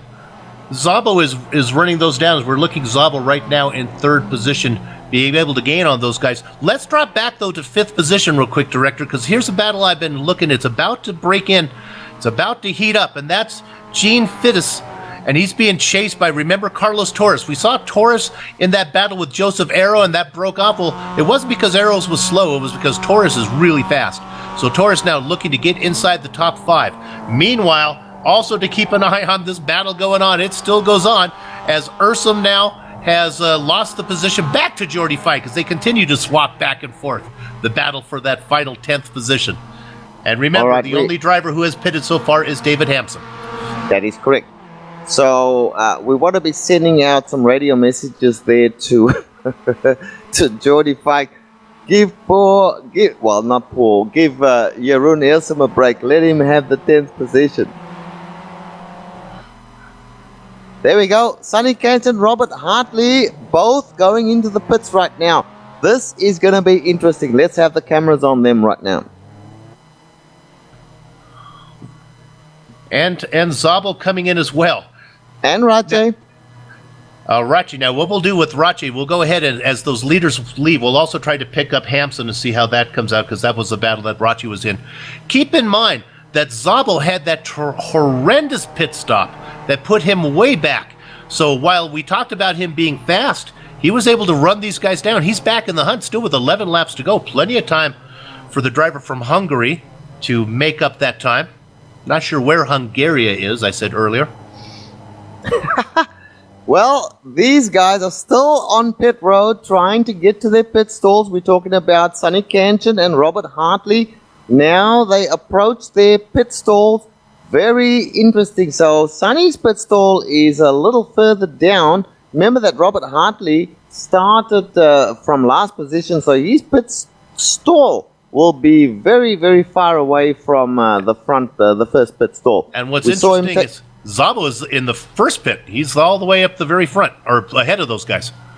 Correct. Now, we've seen Robert Hartley take 4 tires, and his finished fueling is coming out already. Others are still going into the pits. There is Sonny coming out ahead of him once, Sonny's finished his pit stop. He comes out just ahead of Robert Hartley. So these two are now the ones that are looking to do battle to the end. They're going to come out as we see Jordy Fike passing them, but of course Jordy still has to make a pit stop. I want to go real quick to jump to Tom Rache real quick. We talked about this. Rache out. Right behind him, here comes Hampson. It looks like Ratche's going to get out about over a second, although Hampson has the momentum. I think he'll probably catch him by the time they get to the end of the straight. Now, this is interesting, Bill. We see now that Tom Rache and, of course, Tom Rache and Jordy Fike ahead of Sonny. Hang on, we're getting information. Go ahead. Yep, and we're looking now at the leaders catching, and we have Jordy Fike in front, but remember, catching now running in second position. There's Ursum in the mix as well. Those guys have yet to pick, and Hartley in the mix. So we have all the battles we've been looking at. Ursum gets out of the way, puts the next Swift car out on the AstroTurf, lets Hartley get around him. Now you have Hartley running in second, or catching in second, Hartley in third, and of course Jordy Fike is our leader, even though he has not pitted yet. Fike is loose. Fike is loose in front of him. The leader Jordy gets by now. I think Jordy was trying to get out of the way of Sonny Canton. Jordy is very much a gentleman driver, and he almost got loose in the process. So now we have our 2 leaders, Sonny Canton and Robert Hartley. Effectively, Jordy's been lapped because he still has to do his second pit stop. So this is not good for Jordy. But Sonny Canton and Robert Hartley resume their battle for P1. And this is going to be fascinating towards the end of the race, Bill. And look at this as we ride on board with the next quick car of Jeroen Ursum, currently running in 4th position. Of course, he has a stop to make as Jordy Fike tried to catch the coattails of Robert Hartley, as Fike and Ursum are just loving this hot lap that they can put in. Look at these guys as Fike does a great job. As Ursum right in behind. Little love tap and both those cars coming to the pits now. Fike and Ursum fighting for that 10th place spot. Yeah, and they coming into the pits as we speak. We're seeing the great pictures from our director there of these cars. We're on board there with Jeroen Ursum, or we were on board for just a bit there. And now they come into pits, and behind them that looks like Benjamin Lanowet coming in as well.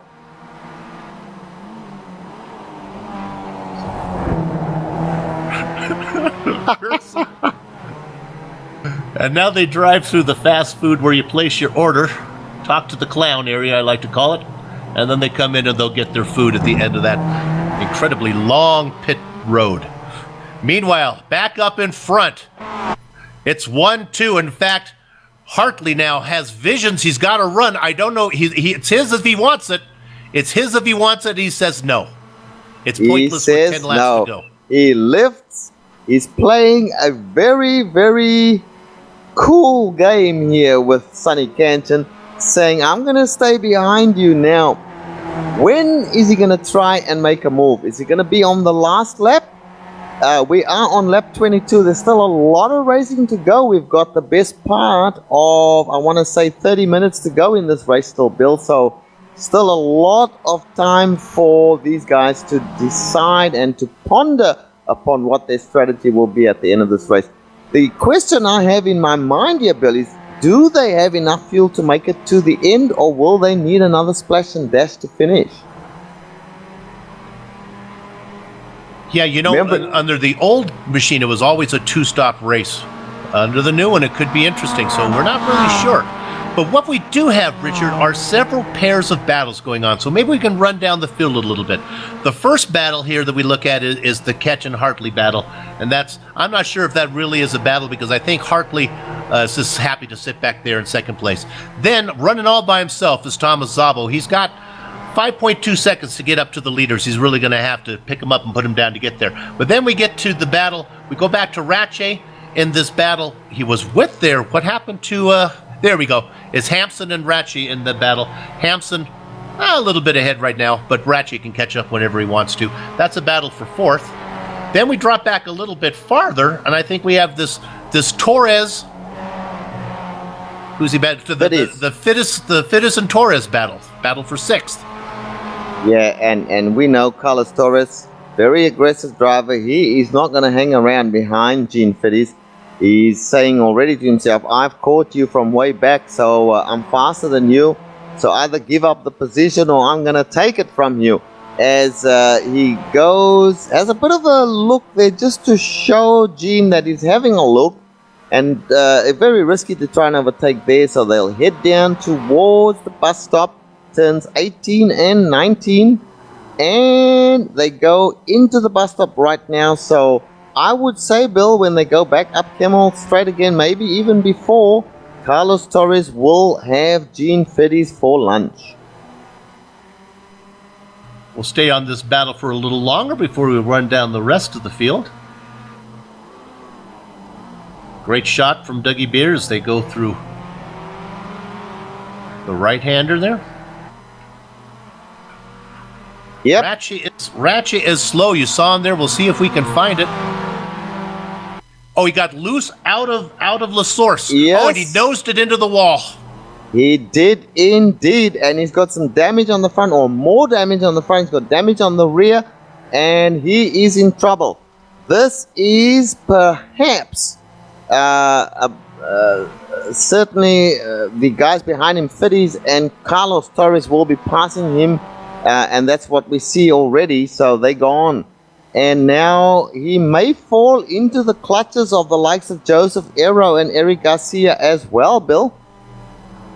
And there you can hear the wooden shoes clicking, because he might even fall back into the likes of Jordy Fike and Jeroen Ursum. Meanwhile, while we go ahead and look at that Fike-Ursum battle, it continues from the pit stop. They're still nose to tail again, running. That's for 10th right now. Fike in 10th. Ursum in 11th, but of course up ahead is Ratche, and that car is wounded. Yeah, that is his car looks pretty shabby at the moment. It wouldn't be getting too much for it on the race car sale market. So we see there him getting a bit loose again. The good news for all the... Here's a move from Ursum on Jordy Fike. Fantastic move going into Lake Coombe, and he pulls it off, and Jordy Fike loses that position. Jeroen Ursum moves into 10th position. I know that he wants this so badly. So, Bill, let's keep all the fingers. If you got any toes that are long enough that you can cross, because we're gonna need to cross them all, and and hope that he stays where he is right now. And Jordy Fike is a veteran of this series. He knows very much what's at stake here. Oh yeah. Fike's gonna make him earn it though. The yellow Nesquik car running in 10th position. We have a new leader. Hartley has made the move.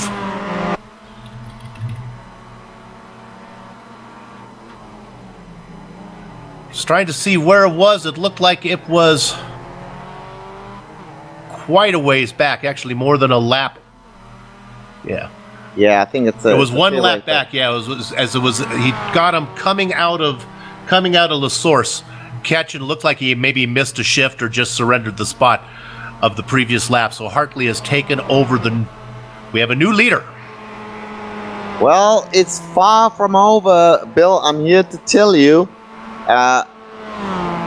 Hartley may well be in the lead at the moment, but we're on lap 24. There's 7 laps to go after this one still. Sunny Canton now playing the game of saving fuel. And I think these guys know they're going to be really close on fuel, Bill, because, they came in on lap 19, and we saw them come in after about 10 laps or so to get fuel. So they may be very close on fuel, all of these guys. Actually, the leaders came in on lap 21, and before that, we'll see what lap they came in on. It was lap, if I go back, they came in on lap 11. So 11, 21, 31, they could be very close, Rich. I think you could be absolutely right. Yeah, they can probably make it, but it's going to be close, and the wise thing to do is to save a few drops of fuel wherever you can. So Sunny Canton may be playing the reverse strategy here, the same strategy that Robert played earlier on to save fuel is now in the hands of Sunny to play. So Sunny just got to stay in the draft and save some fuel to make sure that he's got enough to finish the race. And it's going to be interesting when they get right to the last lap, because as we look for 10th position, that's Fike back there running now behind. That's Ursum in 11th, and ahead of them was Benjamin Lanowet. We need to see that on replay, Bill. So the replay coming up now as we see them all going up the Camel Straight there. Jeroen Ursum further back. There's a challenge there by Lanowet on the outside and Fike on the inside. Yes, Fike on the inside. They go into Lake Coombe. There was a bit of contact. Fike's car gets turned a little bit. Ursum gets past Fike as well. And Benjamin Lanowet takes the 9th position, I believe that is, with Ursum now in 10th and Jordy Fike back in 11th. In fact, Jordy's now showing in 12th place. Yeah, no, I believe Lanowet took the prize position. Lanowet took that 10th spot. That's what Ursum and Fike were fighting for. Lanowet got into the party, kind of spoiling that. So now he's in 10th, Ursum in 11th, Fike in 12th. So Fike looks like he is really struggling to come in. He has some serious damage on his car. Might have to stay behind those guys to stay in the tow. I don't think he's going to be able to stay with them. But another thing to look for, we go to Tom Ratchey. He's now 13 seconds. It was 27 seconds back to Arrow originally. It's now only 13 seconds. So Ratchey's beginning to fall back. This is going to be very interesting for the final 10th spot. Meanwhile, fuel's still an issue. Hartley out there in front of headed Ketchen. Szabo not able to make up any ground on that, but Szabo now has been ran down by David Hampson. And you know what? We'll have a look at that battle in a second there. I just want to mention, we don't need to go there right now, but I thought that by this time Carlos Torres would be past Gene Fiddes. But Gene Fiddes has shown that he's got fight in him. He's still ahead of Carlos Torres, Bill. Yes. Currently, time of scoring showing Fiddes running in 5th position. That's right, behind the front 4 leaders, Hartley, Ketchen, Szabo, and Hampson. So Fittest back there in Taurus still battling for that 5th spot. That's right. And David Hampson and Tomas Szabo are battling for the last podium position. And of course, Hartley and Sonny Canton battling for P1. So this race is going to have an exciting finish, believe me. Let's go to Ursum real quick as he's fallen off, and it looked like Fike was going to make a move, but Fike's the car doesn't seem to have any straight line speed. Oh, and they're catching up here to that's Lanowit, who has got around them earlier, so Lanowit's trying to leave them behind. That's still the 3-car battle. Yeah, I thought Ursum was actually catching Lanowit there, but it just didn't have quite enough to get him before Lecum. So they go around another lap here, and you're right, Bill. Jordy Fike struggling a little bit. He's got severe damage on the front. He's still got some speed, so he's not dropping way off, but if he loses the draft, he's done. Let's go ahead, Director, and pay some bills, although this is going to be a pretty quick one, as there are only 13 cars racing right now. Is Benjamin Nelson still out there? No, there's only 13 cars on the track right now. It's time for the Eagle Nest Tavern back marker 60-second salute. I think I can do this in under 60 seconds today. Let's start with 13th position, Joe McDonald. Still looking for that Ironman crown. Still on the lead lap, 2 minutes and 19 seconds behind. It won't be long till he is lapped. 1 spot up is the 3-car battle we've been looking at. This is a battle for 10th between Jordy Fike, Jeroen Ursum, and then the car leading that 3-car train is the Tidal influence machine, Benjamin Lanowit. 2 drivers who've been running by themselves the whole time. A very lonely drive for Eric Garcia. He runs for Eagle Nest Tavern, doesn't have the new paint scheme yet. Currently running the generic iRacing car there. Joseph Iro running in 8th position. He was in a battle with Taurus, but Taurus has left him behind. But soon to be falling back into the clutches of Joseph Arrow is Tom Ratchey, now only 8 seconds ahead. It was almost 27 when Ratchey had his incident. Ahead of them is the 2-car battle for 5th position. Fetus and Taurus in that battle there together. In fact, we look at that, Taurus makes the move right now. Nicely done. They time it when the camera got on them, and Taurus moves up into 5th. That's going to drop Gene back into 6th spot. Then the top 4 guys.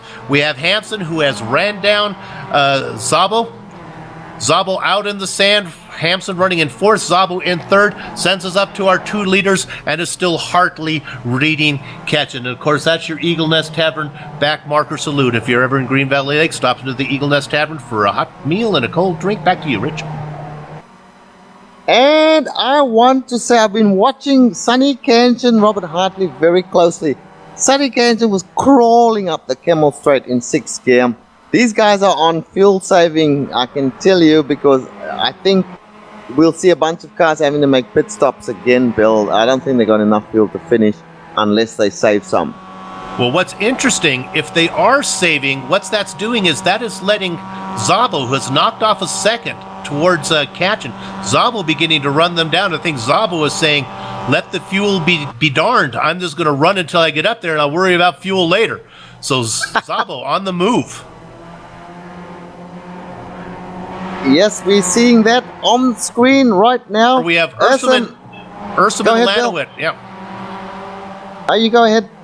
Oh, sorry, because we didn't want the director talking there. We have to tell him what we're looking at there. Ursum now in a battle has fallen back in behind Lanowit, but there was some contact. We'll watch here on the replay. Ursum in the yellow car, Lanowit in our title-sponsored car, Lanowit on the outside. Ursum ducks to the inside. Can he keep the car? Let's see what kind of line Ursum takes.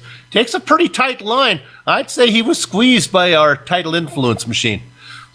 Yeah, certainly looks like that from the replay. But we go back live now and we see Jeroen Ursum. He's a man on a mission as he closes up, heading down towards the right-hander there. He's on the outside. You can see that Benjamin Lanowit very defensive there. Whoa. Let's just hope that these guys don't take each other out. But certainly Jeroen Ursum battling very hard for that 10th position. Let us just hope that he can. I don't want to ill wish anybody, but I certainly would love to see Jeroen get that prize that he's been looking for all season, Bill. Monitoring this. We stay on that battle. It's the best battle out on the track right now. Monitoring the distance from Ketchen back to Szabo, still 4.5 seconds. Actually, let's go to third position right now, as Szabo has lost it. Sorry, Ursum passing the Tidal influence car as they went into Blanchimont there, and fighting back now is Benjamin Lanowet. Ursum on the inside as they break for the bus stop. Very late braking from Tidal influence. That's not going to work for him, because when you stop the car too late, you're gonna not get the car going very quickly again. And Ursum gets his position for the moment in 10th position right now before La Source. For now, let's go up to third. We can just talk about this. Hampson, which we had saw was on the moon. This is the guy to keep an eye on. He had ran down Szabo. The only worry I have with Hampson is he made that early pit stop, very early pit stop. If fuel is an issue, Hampson surely is not going to get there. But right now, he is closing fast on Hartley and Ketchen. Hampson back there stalking the leaders, singing "Every Breath You Take," stalking them like Sting. Well, you're right, Bill. He made an early pit stop. He was the first of everyone to pit. So if others are having fuel problems, what is he going to be doing? But he does. Is a replay happening? Go ahead. As we're looking at the replay here with, that's Ursum again, as we see. Is that what we're looking at there? Ursum, Lanowet, there we go. Ursum takes the spot now. Look at Lanowet get loose. Jordy Fike almost gets into it. Oh, he's able to save it. I wonder if Jordy got a slowdown penalty there. I don't think so. No, you don't get a slowdown for that. This track is really weird. You can go very wide on some corners and not get a slowdown of any description. For instance, in Puhan, you can go virtually to the wall. You won't get a slowdown. But then there are other corners like on Lake Coombe. If you just get a little too wide there, you will get a slowdown. Okay, now let's talk strategy. As here comes Hampson up to the leaders. Now, if Hartley and Ketchen realize that Hampson needs one more stop, they don't have to worry about him. Hampson came in very early. He knows he has to stop again, assuming all these guys need, if fuel is an issue, and I think it is. Hampson knows he has to make another stop, so there's no reason for him to save fuel. If you have to come in one more time, look at Ketchen gets loose. Ketchen almost got loose coming out of La Source. He's going to lose momentum. He's going to drop into the clutches of Szabo now. Hartley still in the lead. Hampson on a flyer, but of course he'll probably have to stop again. Ketchen falling back and Szabo in the hood. It's a 4-car battle, and don't leave out Gene Fittis. And while all that was going on, I was going back and having a look here at a battle that was still with the three guys, Lanowet, Ursum and Jordy Fike, and they got bumping, and they were going into Lake Coombe, bumping into each other, so lots of contact there, but they all three still going. But now Benjamin has got a clear lead over Jeroen Ursum. There is excitement going on all the positions. Let me run this down real quick as we look at this battle with Ursum right now. Ursum, Lanowet, and Fike. You see your top 10 up there. Hampson, Hartley, Ketchen, Fidus, they're all in position. There's Szabo, Torres. Those guys are all within seeing each other right now. Ratchy in 7th is falling back in the clutches of Arrow. Arrow's going to make that pass very soon. Bill, we're on lap 28. When they cross the start-finish line, it will be lap 29, and there'll be 3 laps to go. I don't think Robert Hartley's unhappy that David Hampson passed him and is now in the first position, because I'm pretty sure they will have worked out that he can't possibly have enough fuel to finish if they are saving fuel. What this does is gives Hartley an opportunity to save some fuel, because bear in mind he's been in front of Sonny Canchin for quite some time, and there's no fuel saving for him when he's leading. So here's what's up. Hampson's got to where he wanted to go. He's got to the front. Now the question is Does he actually try to save fuel, or does he try to run away from these guys? We'll see what happens. We'll see if Hartley and Katchen can afford to stay with him. Katchen now is back up behind Hartley. In fact, Katchen looking to make a move on Hartley and take over second position, and that's what Katchen's going to do right now. Katchen resumes second position. Hartley tucks in behind, and again, Richard, Hartley probably not that heartbroken about being behind, being able to save a little fuel there. But meanwhile, Gene Fittis is coming up behind these guys. He's only 3.5 seconds behind them. Yeah, these guys, it's patently obvious to me that they've been on a fuel-saving mode, but maybe their computers are telling them now they've got enough fuel, because it certainly looks as if Sonny Katchen has started to put the foot down again, and he's having a look there, showing David Hampson that he's coming for him, and I doubt very much whether David Hampson can stay ahead of Sonny Katchen. Let's quickly go to Eric Garcia. I'm sorry, Eric, I tried to catch you, but there was too much excitement. Eric Garcia has got around Joseph Arrow and Tom Ratchey. Now, Ratchey has dropped back into 9th position. Remember, he got that damage when he looped the car into the wall. Garcia up to 7th, ahead of Arrow. Ratchey now, but here's what's interesting. He only has a 6-second lead back to Lanowit, back to this battle. And we go back to Lanowit right now. Here comes Urson making a move. Ursum's going to have the outside line. Ursum with momentum. Lanowit. Ursum goes wide. Careful, boys. Ursum and Lanowit side by side. Cialis bathtubs as they head down into the bus stop. Ursum has the preferred position. He's going to get it on the first part of the chicane, and I think he's going to close that deal. Ursum moves up into the 10th position. Lanowit into 11th. Jordy Fike with that wounded car still in 12th, but they're not that far away from catching Tom Ratchey. And while all that was happening, good call there, Bill. Sonny Katchen up Kimmel straight past David Hampson, and he's streaking away now. What he's trying to do is put some distance between himself and Robert Hartley, I'm thinking, because he's got quite a gap. I think he's worked out, I've saved enough fuel, I can press the go button now, because he is going, and he's going fast. Now, if you're talking about David Hampson, what I think he has decided is...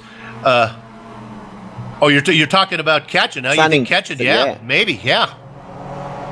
Yeah, Sonny's going fast at the moment.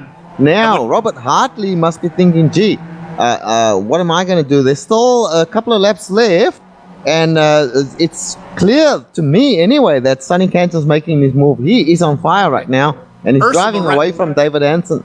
Ursum around Lanowit. Lanowit drops into 11th. Fike in there, but look right ahead.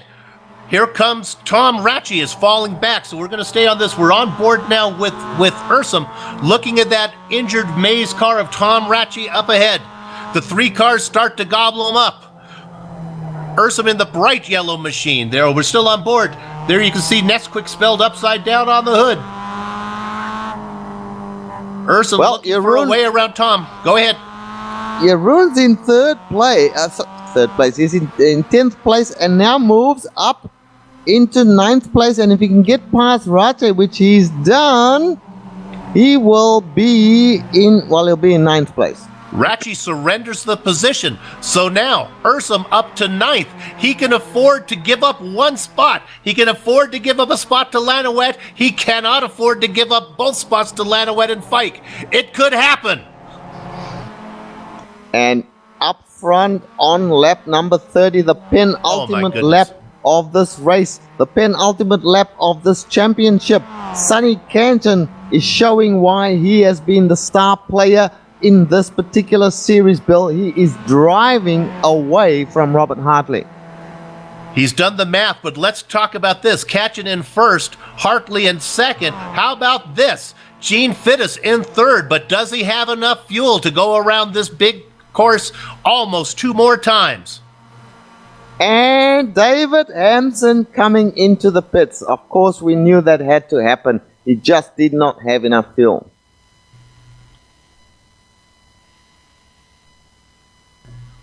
Robert Hartley struggling now. He can see that Sonny Katchen is driving away from him. Sonny obviously thinks he's got enough fuel. But it just goes to show how the strategy was working. These guys' minds must have been working overtime, Bill, to figure out things. It's very hard to do while you're driving, let me tell you. But they've worked it out. And Sonny Canton just putting distance between himself and Robert Hartley now. Looking back to see how the Lanawet fight is going on as we look at it right there. You Still see happening. Lanawet again. Lanawet up into 9th. Ursum in the prized 10th position. Fike with a run. Jordy Fike with a run, looking to get into that 10th spot. I think he has the momentum. Will that injured car have enough straight line speed to get it done? They go side by side. Fike on the outside, Ursum on the inside. Ursum keeping Fike to the outside. Now Ursum looking to dive inside of Lanawet. He's going to get this thing. Lanawet and Ursum go side by side as they go through the right-hander, now through the left-hander. Both cars stay off of each other, still side by side. Fike looking for somewhere to go as they go through the right-hander, as they still have one more lap to go after this one. It settles down. Woo-hoo-hoo-hoo. This is some hard racing going on here. Jeroen Ursum battling for all that he is worth to hang on to that 10th place. Benjamin Lanawet battling to keep them out because he wants to finish as high as possible. And Jordy Fike trying to get into the top 10 as well. What will happen in the last lap? It's anyone's guess. But all I can say right now is that Sonny Canton is leading this race by 2.8 seconds. I think that he's got this one won. Let's stay with this battle right here because this is where the action is, Bill. Canton just crosses the start-finish line on the last lap. There really is no battle up front, but we will watch for drivers to run out of fuel, which would not surprise me. Meanwhile, what we've been watching is this battle back with Lanawet now running in 10th, Ursum in 9th, Ursum in 10th. Ursum gets loose. That's going to give the opportunity to Fike. Fike looks for somewhere to go. No, he's going to take his time. Ursum again making that next quick car, fighting it for all it's worth, but he's losing momentum again. Fike for somewhere to go with that injured car. If he can get some front line, straight line speed, he's right up behind Ursum right now as the two drivers begin to lose contact with Lanawet in 9th. It really could come down to an Ursum Fike battle for that final 10th position. Meanwhile, the leaders up front are all still racing. Ketchen going around, still rolling. Hartley still rolling. Fitt is still rolling. The third place driver, let's quickly go to third place driver as Gene Fittis is beginning to be chased down by Carlos Torres. Torres looking to get that final podium position. Fittis could be having trouble with fuel. It looks like Torres is going to get that done. So many things to keep an eye on. We'll watch this. While we go back to see what's going on, let's jump back to the Ursum because that looks exciting here. Nope, not going to happen yet. Fike and Ursum still running nose to tail. Yeah, got to give a shout out to Gene Fittis. First race in this company on the podium position. Carlos Torres wanting that position from him. They on the last lap, Bill. We mustn't forget that. Tomas Szabo just briefly off track there for the moment. Here comes Carlos Torres. This is the fight for the last podium position. Sonny Canton, I believe, has got it wrapped up. He's 3.6 seconds ahead. Gene Fittis, can he keep Carlos Torres out? Lanawet has spun the car. Lanawet spun the car. Here we go to watch this one as Lanawet was pulling away. It was just, he crosses the start-finish line. Where did he spin it in La Source? No, it was after La Source. Battle still on for now. What is the 9th and 10th place? Jordy Fike and Jeroen Ursum. Jeroen at the moment in 9th place. Jordy in 10th place. I think, fingers crossed, Jeroen Ursum's top 10 finally will happen in this race, Bill. I think the Lanawet mistake will do it, but meanwhile, the Sonny Ketchen is coming through the bus stop right now. He makes the right-hander, he makes the left-hander, and he's going to come to this finish line, which we sure is right here before La Source. And there's the finish line. There's your winner. Oh, and Hartley runs out of fuel, and I think Torres beat him for second. Hartley's going to get third position. Fittis might also be out of fuel. Fittis is going to finish in fourth. Let's see. The next car across is going to be Hampson. He made that pit stop. Did Szabo get to the start? Szabo is slow. Yeah, they're struggling with fuel. Gene Szabo, I don't think Szabo is going to get to. He's not to the bus stop yet. Szabo may run out of fuel. He may not finish. There goes Hampson. Oh, he's struggling. He's It's a little bit uphill as well towards the bus stop. Can So he make it to the start finish? We the go back to Sabo? Eric Garcia. Eric Garcia is slow. Joseph Arrow has got around Garcia. Szabo is going to creep. I don't know if he has enough to get to the finish line. Arrow is going to. Here comes Joseph Arrow through the bus stop right now. He might Arrow? make it, but he's definitely on coast mode now. Can Arrow he gets get to the across. line? Arrow's going to get 6. He's not going to make it. Szabo is struggling. Arrow limps across. Szabo's not going to make it. Ursum is going to get, what if we were going to call it, maybe 9th position? I don't know. It could be even more Somebody than that. give him a push, please. There's a car behind Tomas giving him a push to get him to the end, to get him to the... Jeroen Ursum is going to get 8th, Fike in 9th. Lanowit with a broken car might still get another position.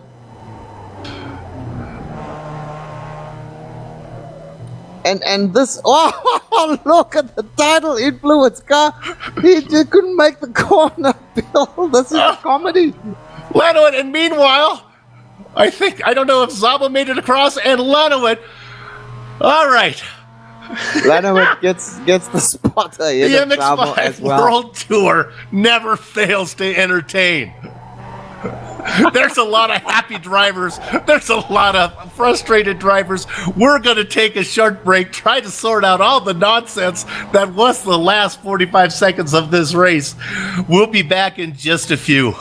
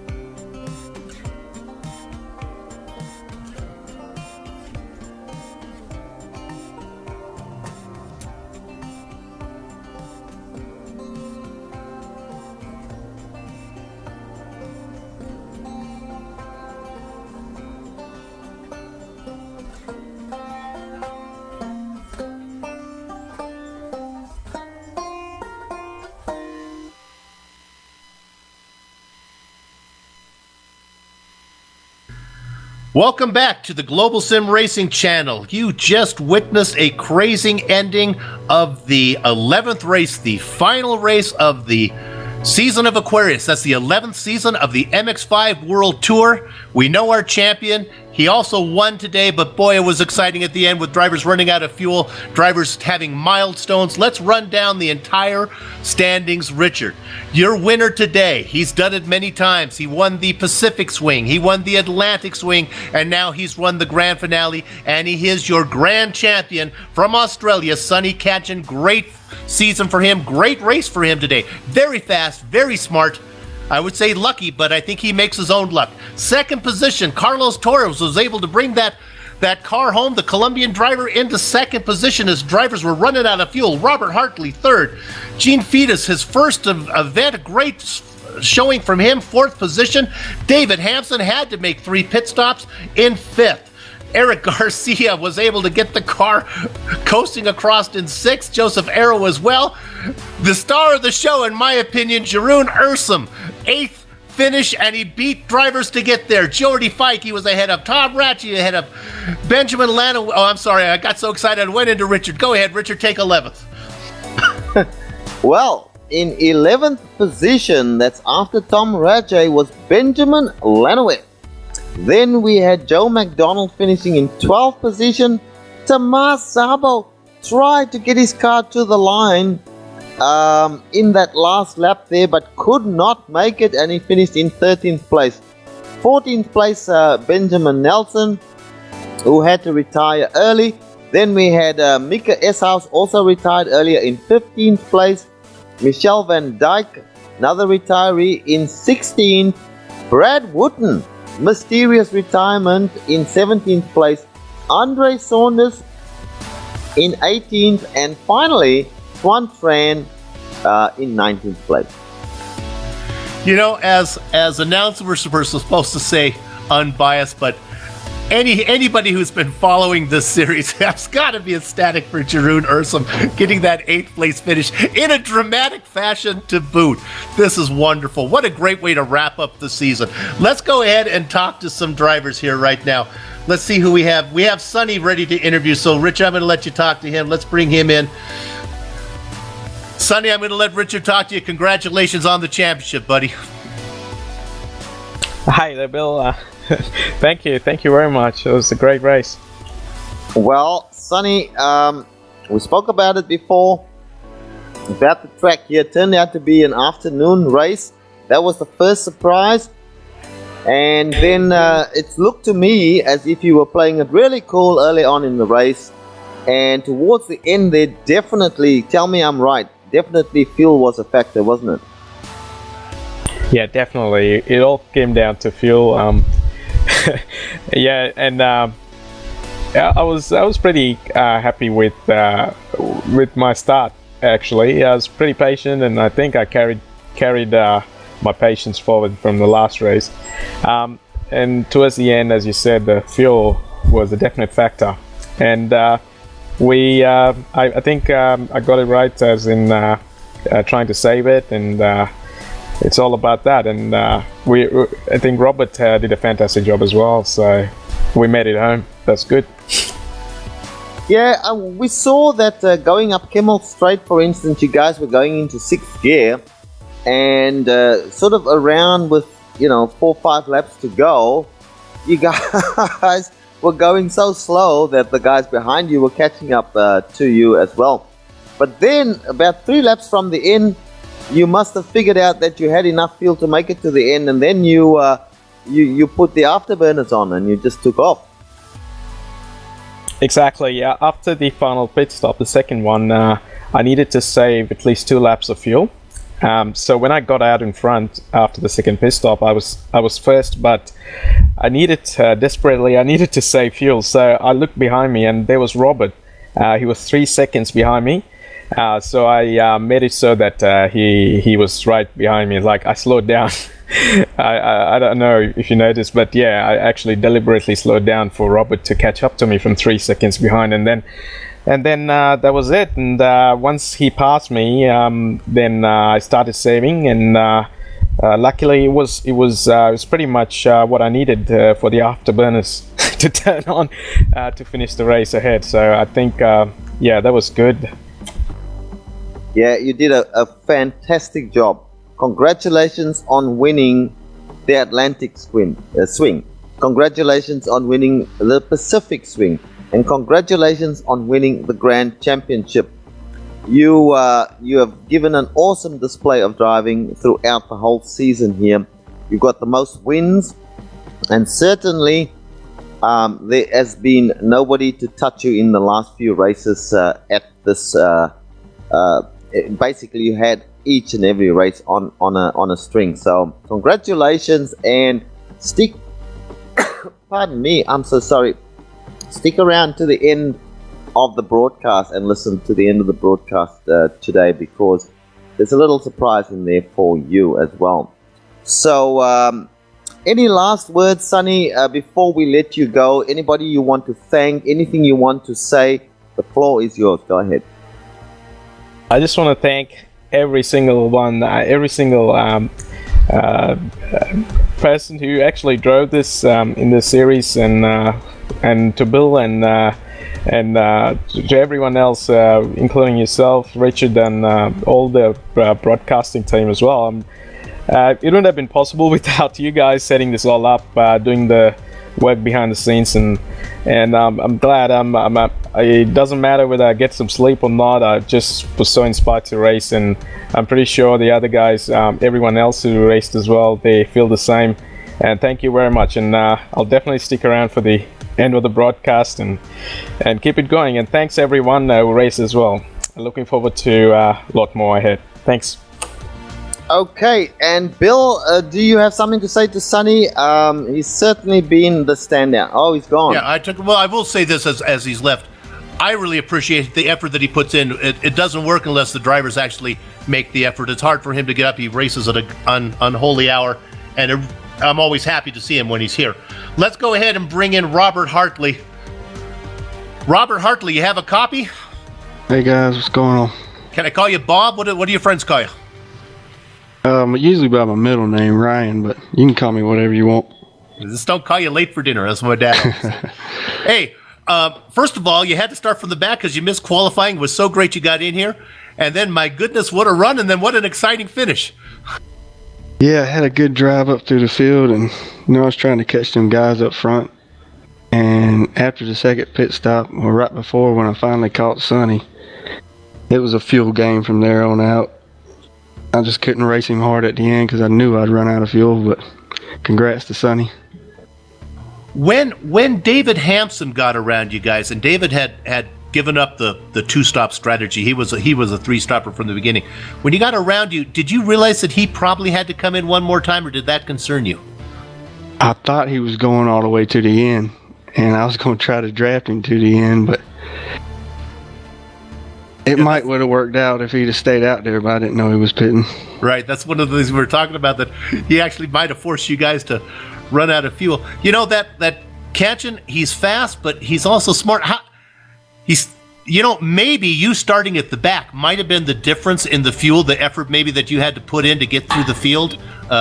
Might have cost you a little bit of fuel. That might have been the difference, I think. Yeah, I think so. I mean, sorry about that. That's all right. He's happy. You got third place. Somebody rang the doorbell. That's okay. Were you confident you were going to make it to the end? No, I wasn't. Actually, I was saving like crazy, man. I mean, you saw it. I was going into sixth gear and everything. Sputtered across, and then Taurus nipped you there at the very end, but you were able to lift it across. Congratulations. Hey, and here's the good news. I think you secured Rookie of the Season, so that's always nice to have. Well, that's good to know. Appreciate it. Okay, Robert, we hope to have you back for the next one. Thanks a lot. Let the puppy out. We'll see y'all. Okay. Robert Hartley and Spot in the interview room there. Let's bring in, as we get rid of, let's take Robert out of here. There we go. And now we're going to share this one, Richard, because this is kind of like, this is kind of for both of us. Mr. Ursum, you have a copy? Hey, Bill. Woohoo, baby! What a race for you. Is it official? It is official. Oh, yes. That was awesome. I have to thank Jordy Fike and Benjamin Lanamet as well for their awesome racing. They were not giving it to you. They knew what was up. No. They were making you earn it. I had to fight for it. Richard, do you want to give a few comments? I was just go going to ahead. say, Jeroen, it's pretty obvious that you were determined, and there were quite a few door banging going on between you and Jordy and you and Benjamin. How was it out there? I mean, were you worried at any stage that you might be taken out, or you might take someone else out during the course? Because there was some pretty tough racing going on there. No, not really. The respect was very, very good. At one point, that respect was a little bit too good between me and Jordy, because we were running up on Rouge next to each other, and I was holding back so Jordy can go in front. But he was doing the same. So we were just looking to each other, okay, what are you going to do? And then Benjamin just speared it through the middle. Well, that's what we saw that. Yeah, that's what happened there. That's interesting. That was a little bit too much of a gentleman move from both me and Jordy. And we caught up to him in the end. But it was hard to see him spin on top of our Rouge later on. I think he deserved a better position for that, but his drivers were running out of fuel there. Yeah, was fuel? You guys were really late pitting, so fuel was not an issue for you at all. No, Jordy was already talking to me in front of the race that he was going to save fuel in the first stint, so I did exactly the same.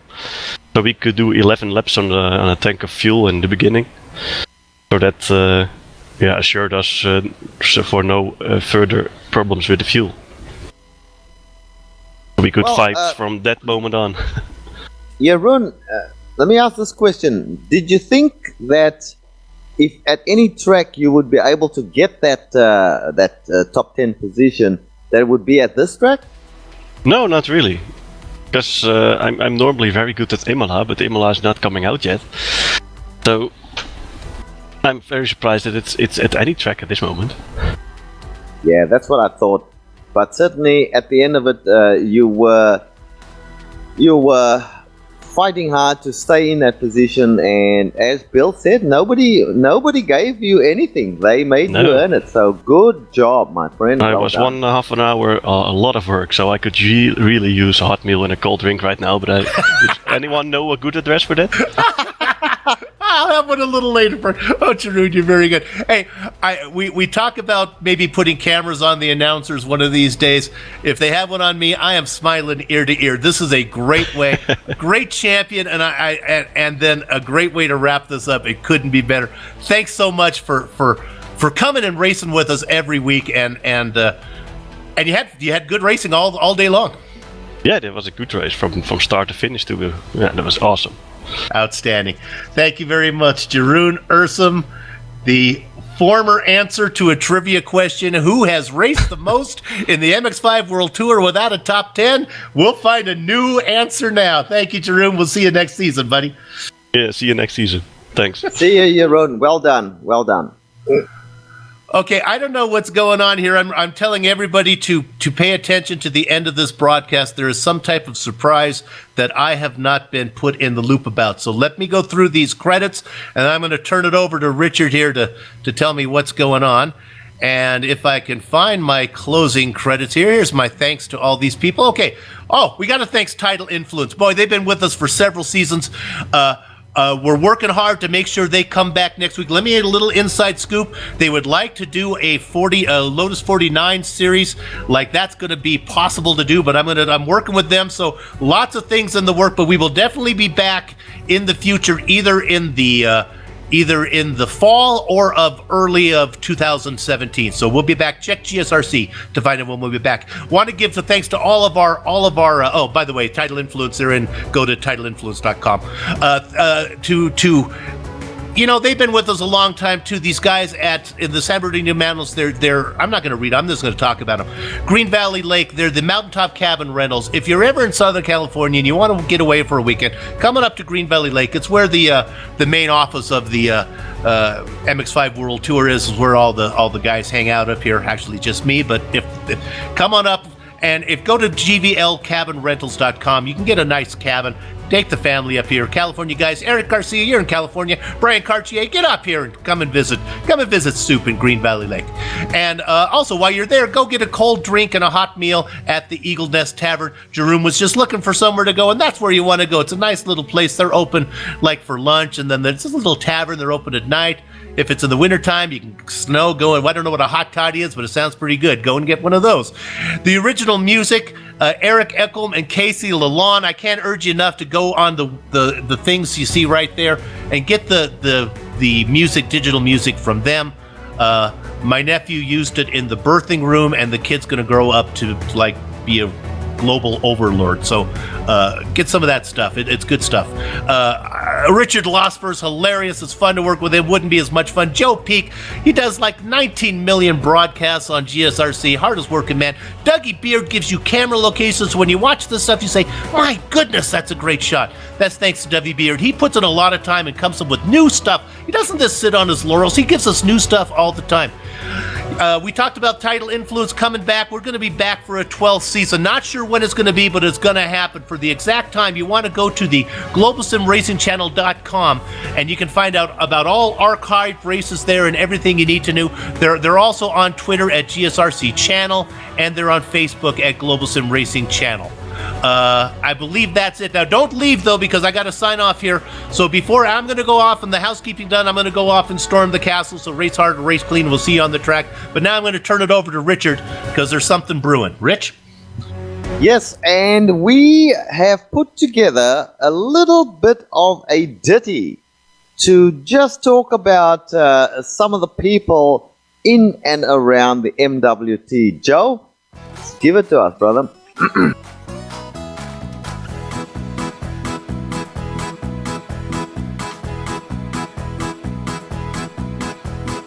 Bill Soup's on, Bill Soup's on, Bill Soup's on, he the man. He can't pronounce a name, but we love him all the same. Bill Soup's on, he the man. Nakaiva Butte, Leva Butte, Leva Butte all the way. He lives in Japan, but he's not a yellow man. Leva Butte all the way.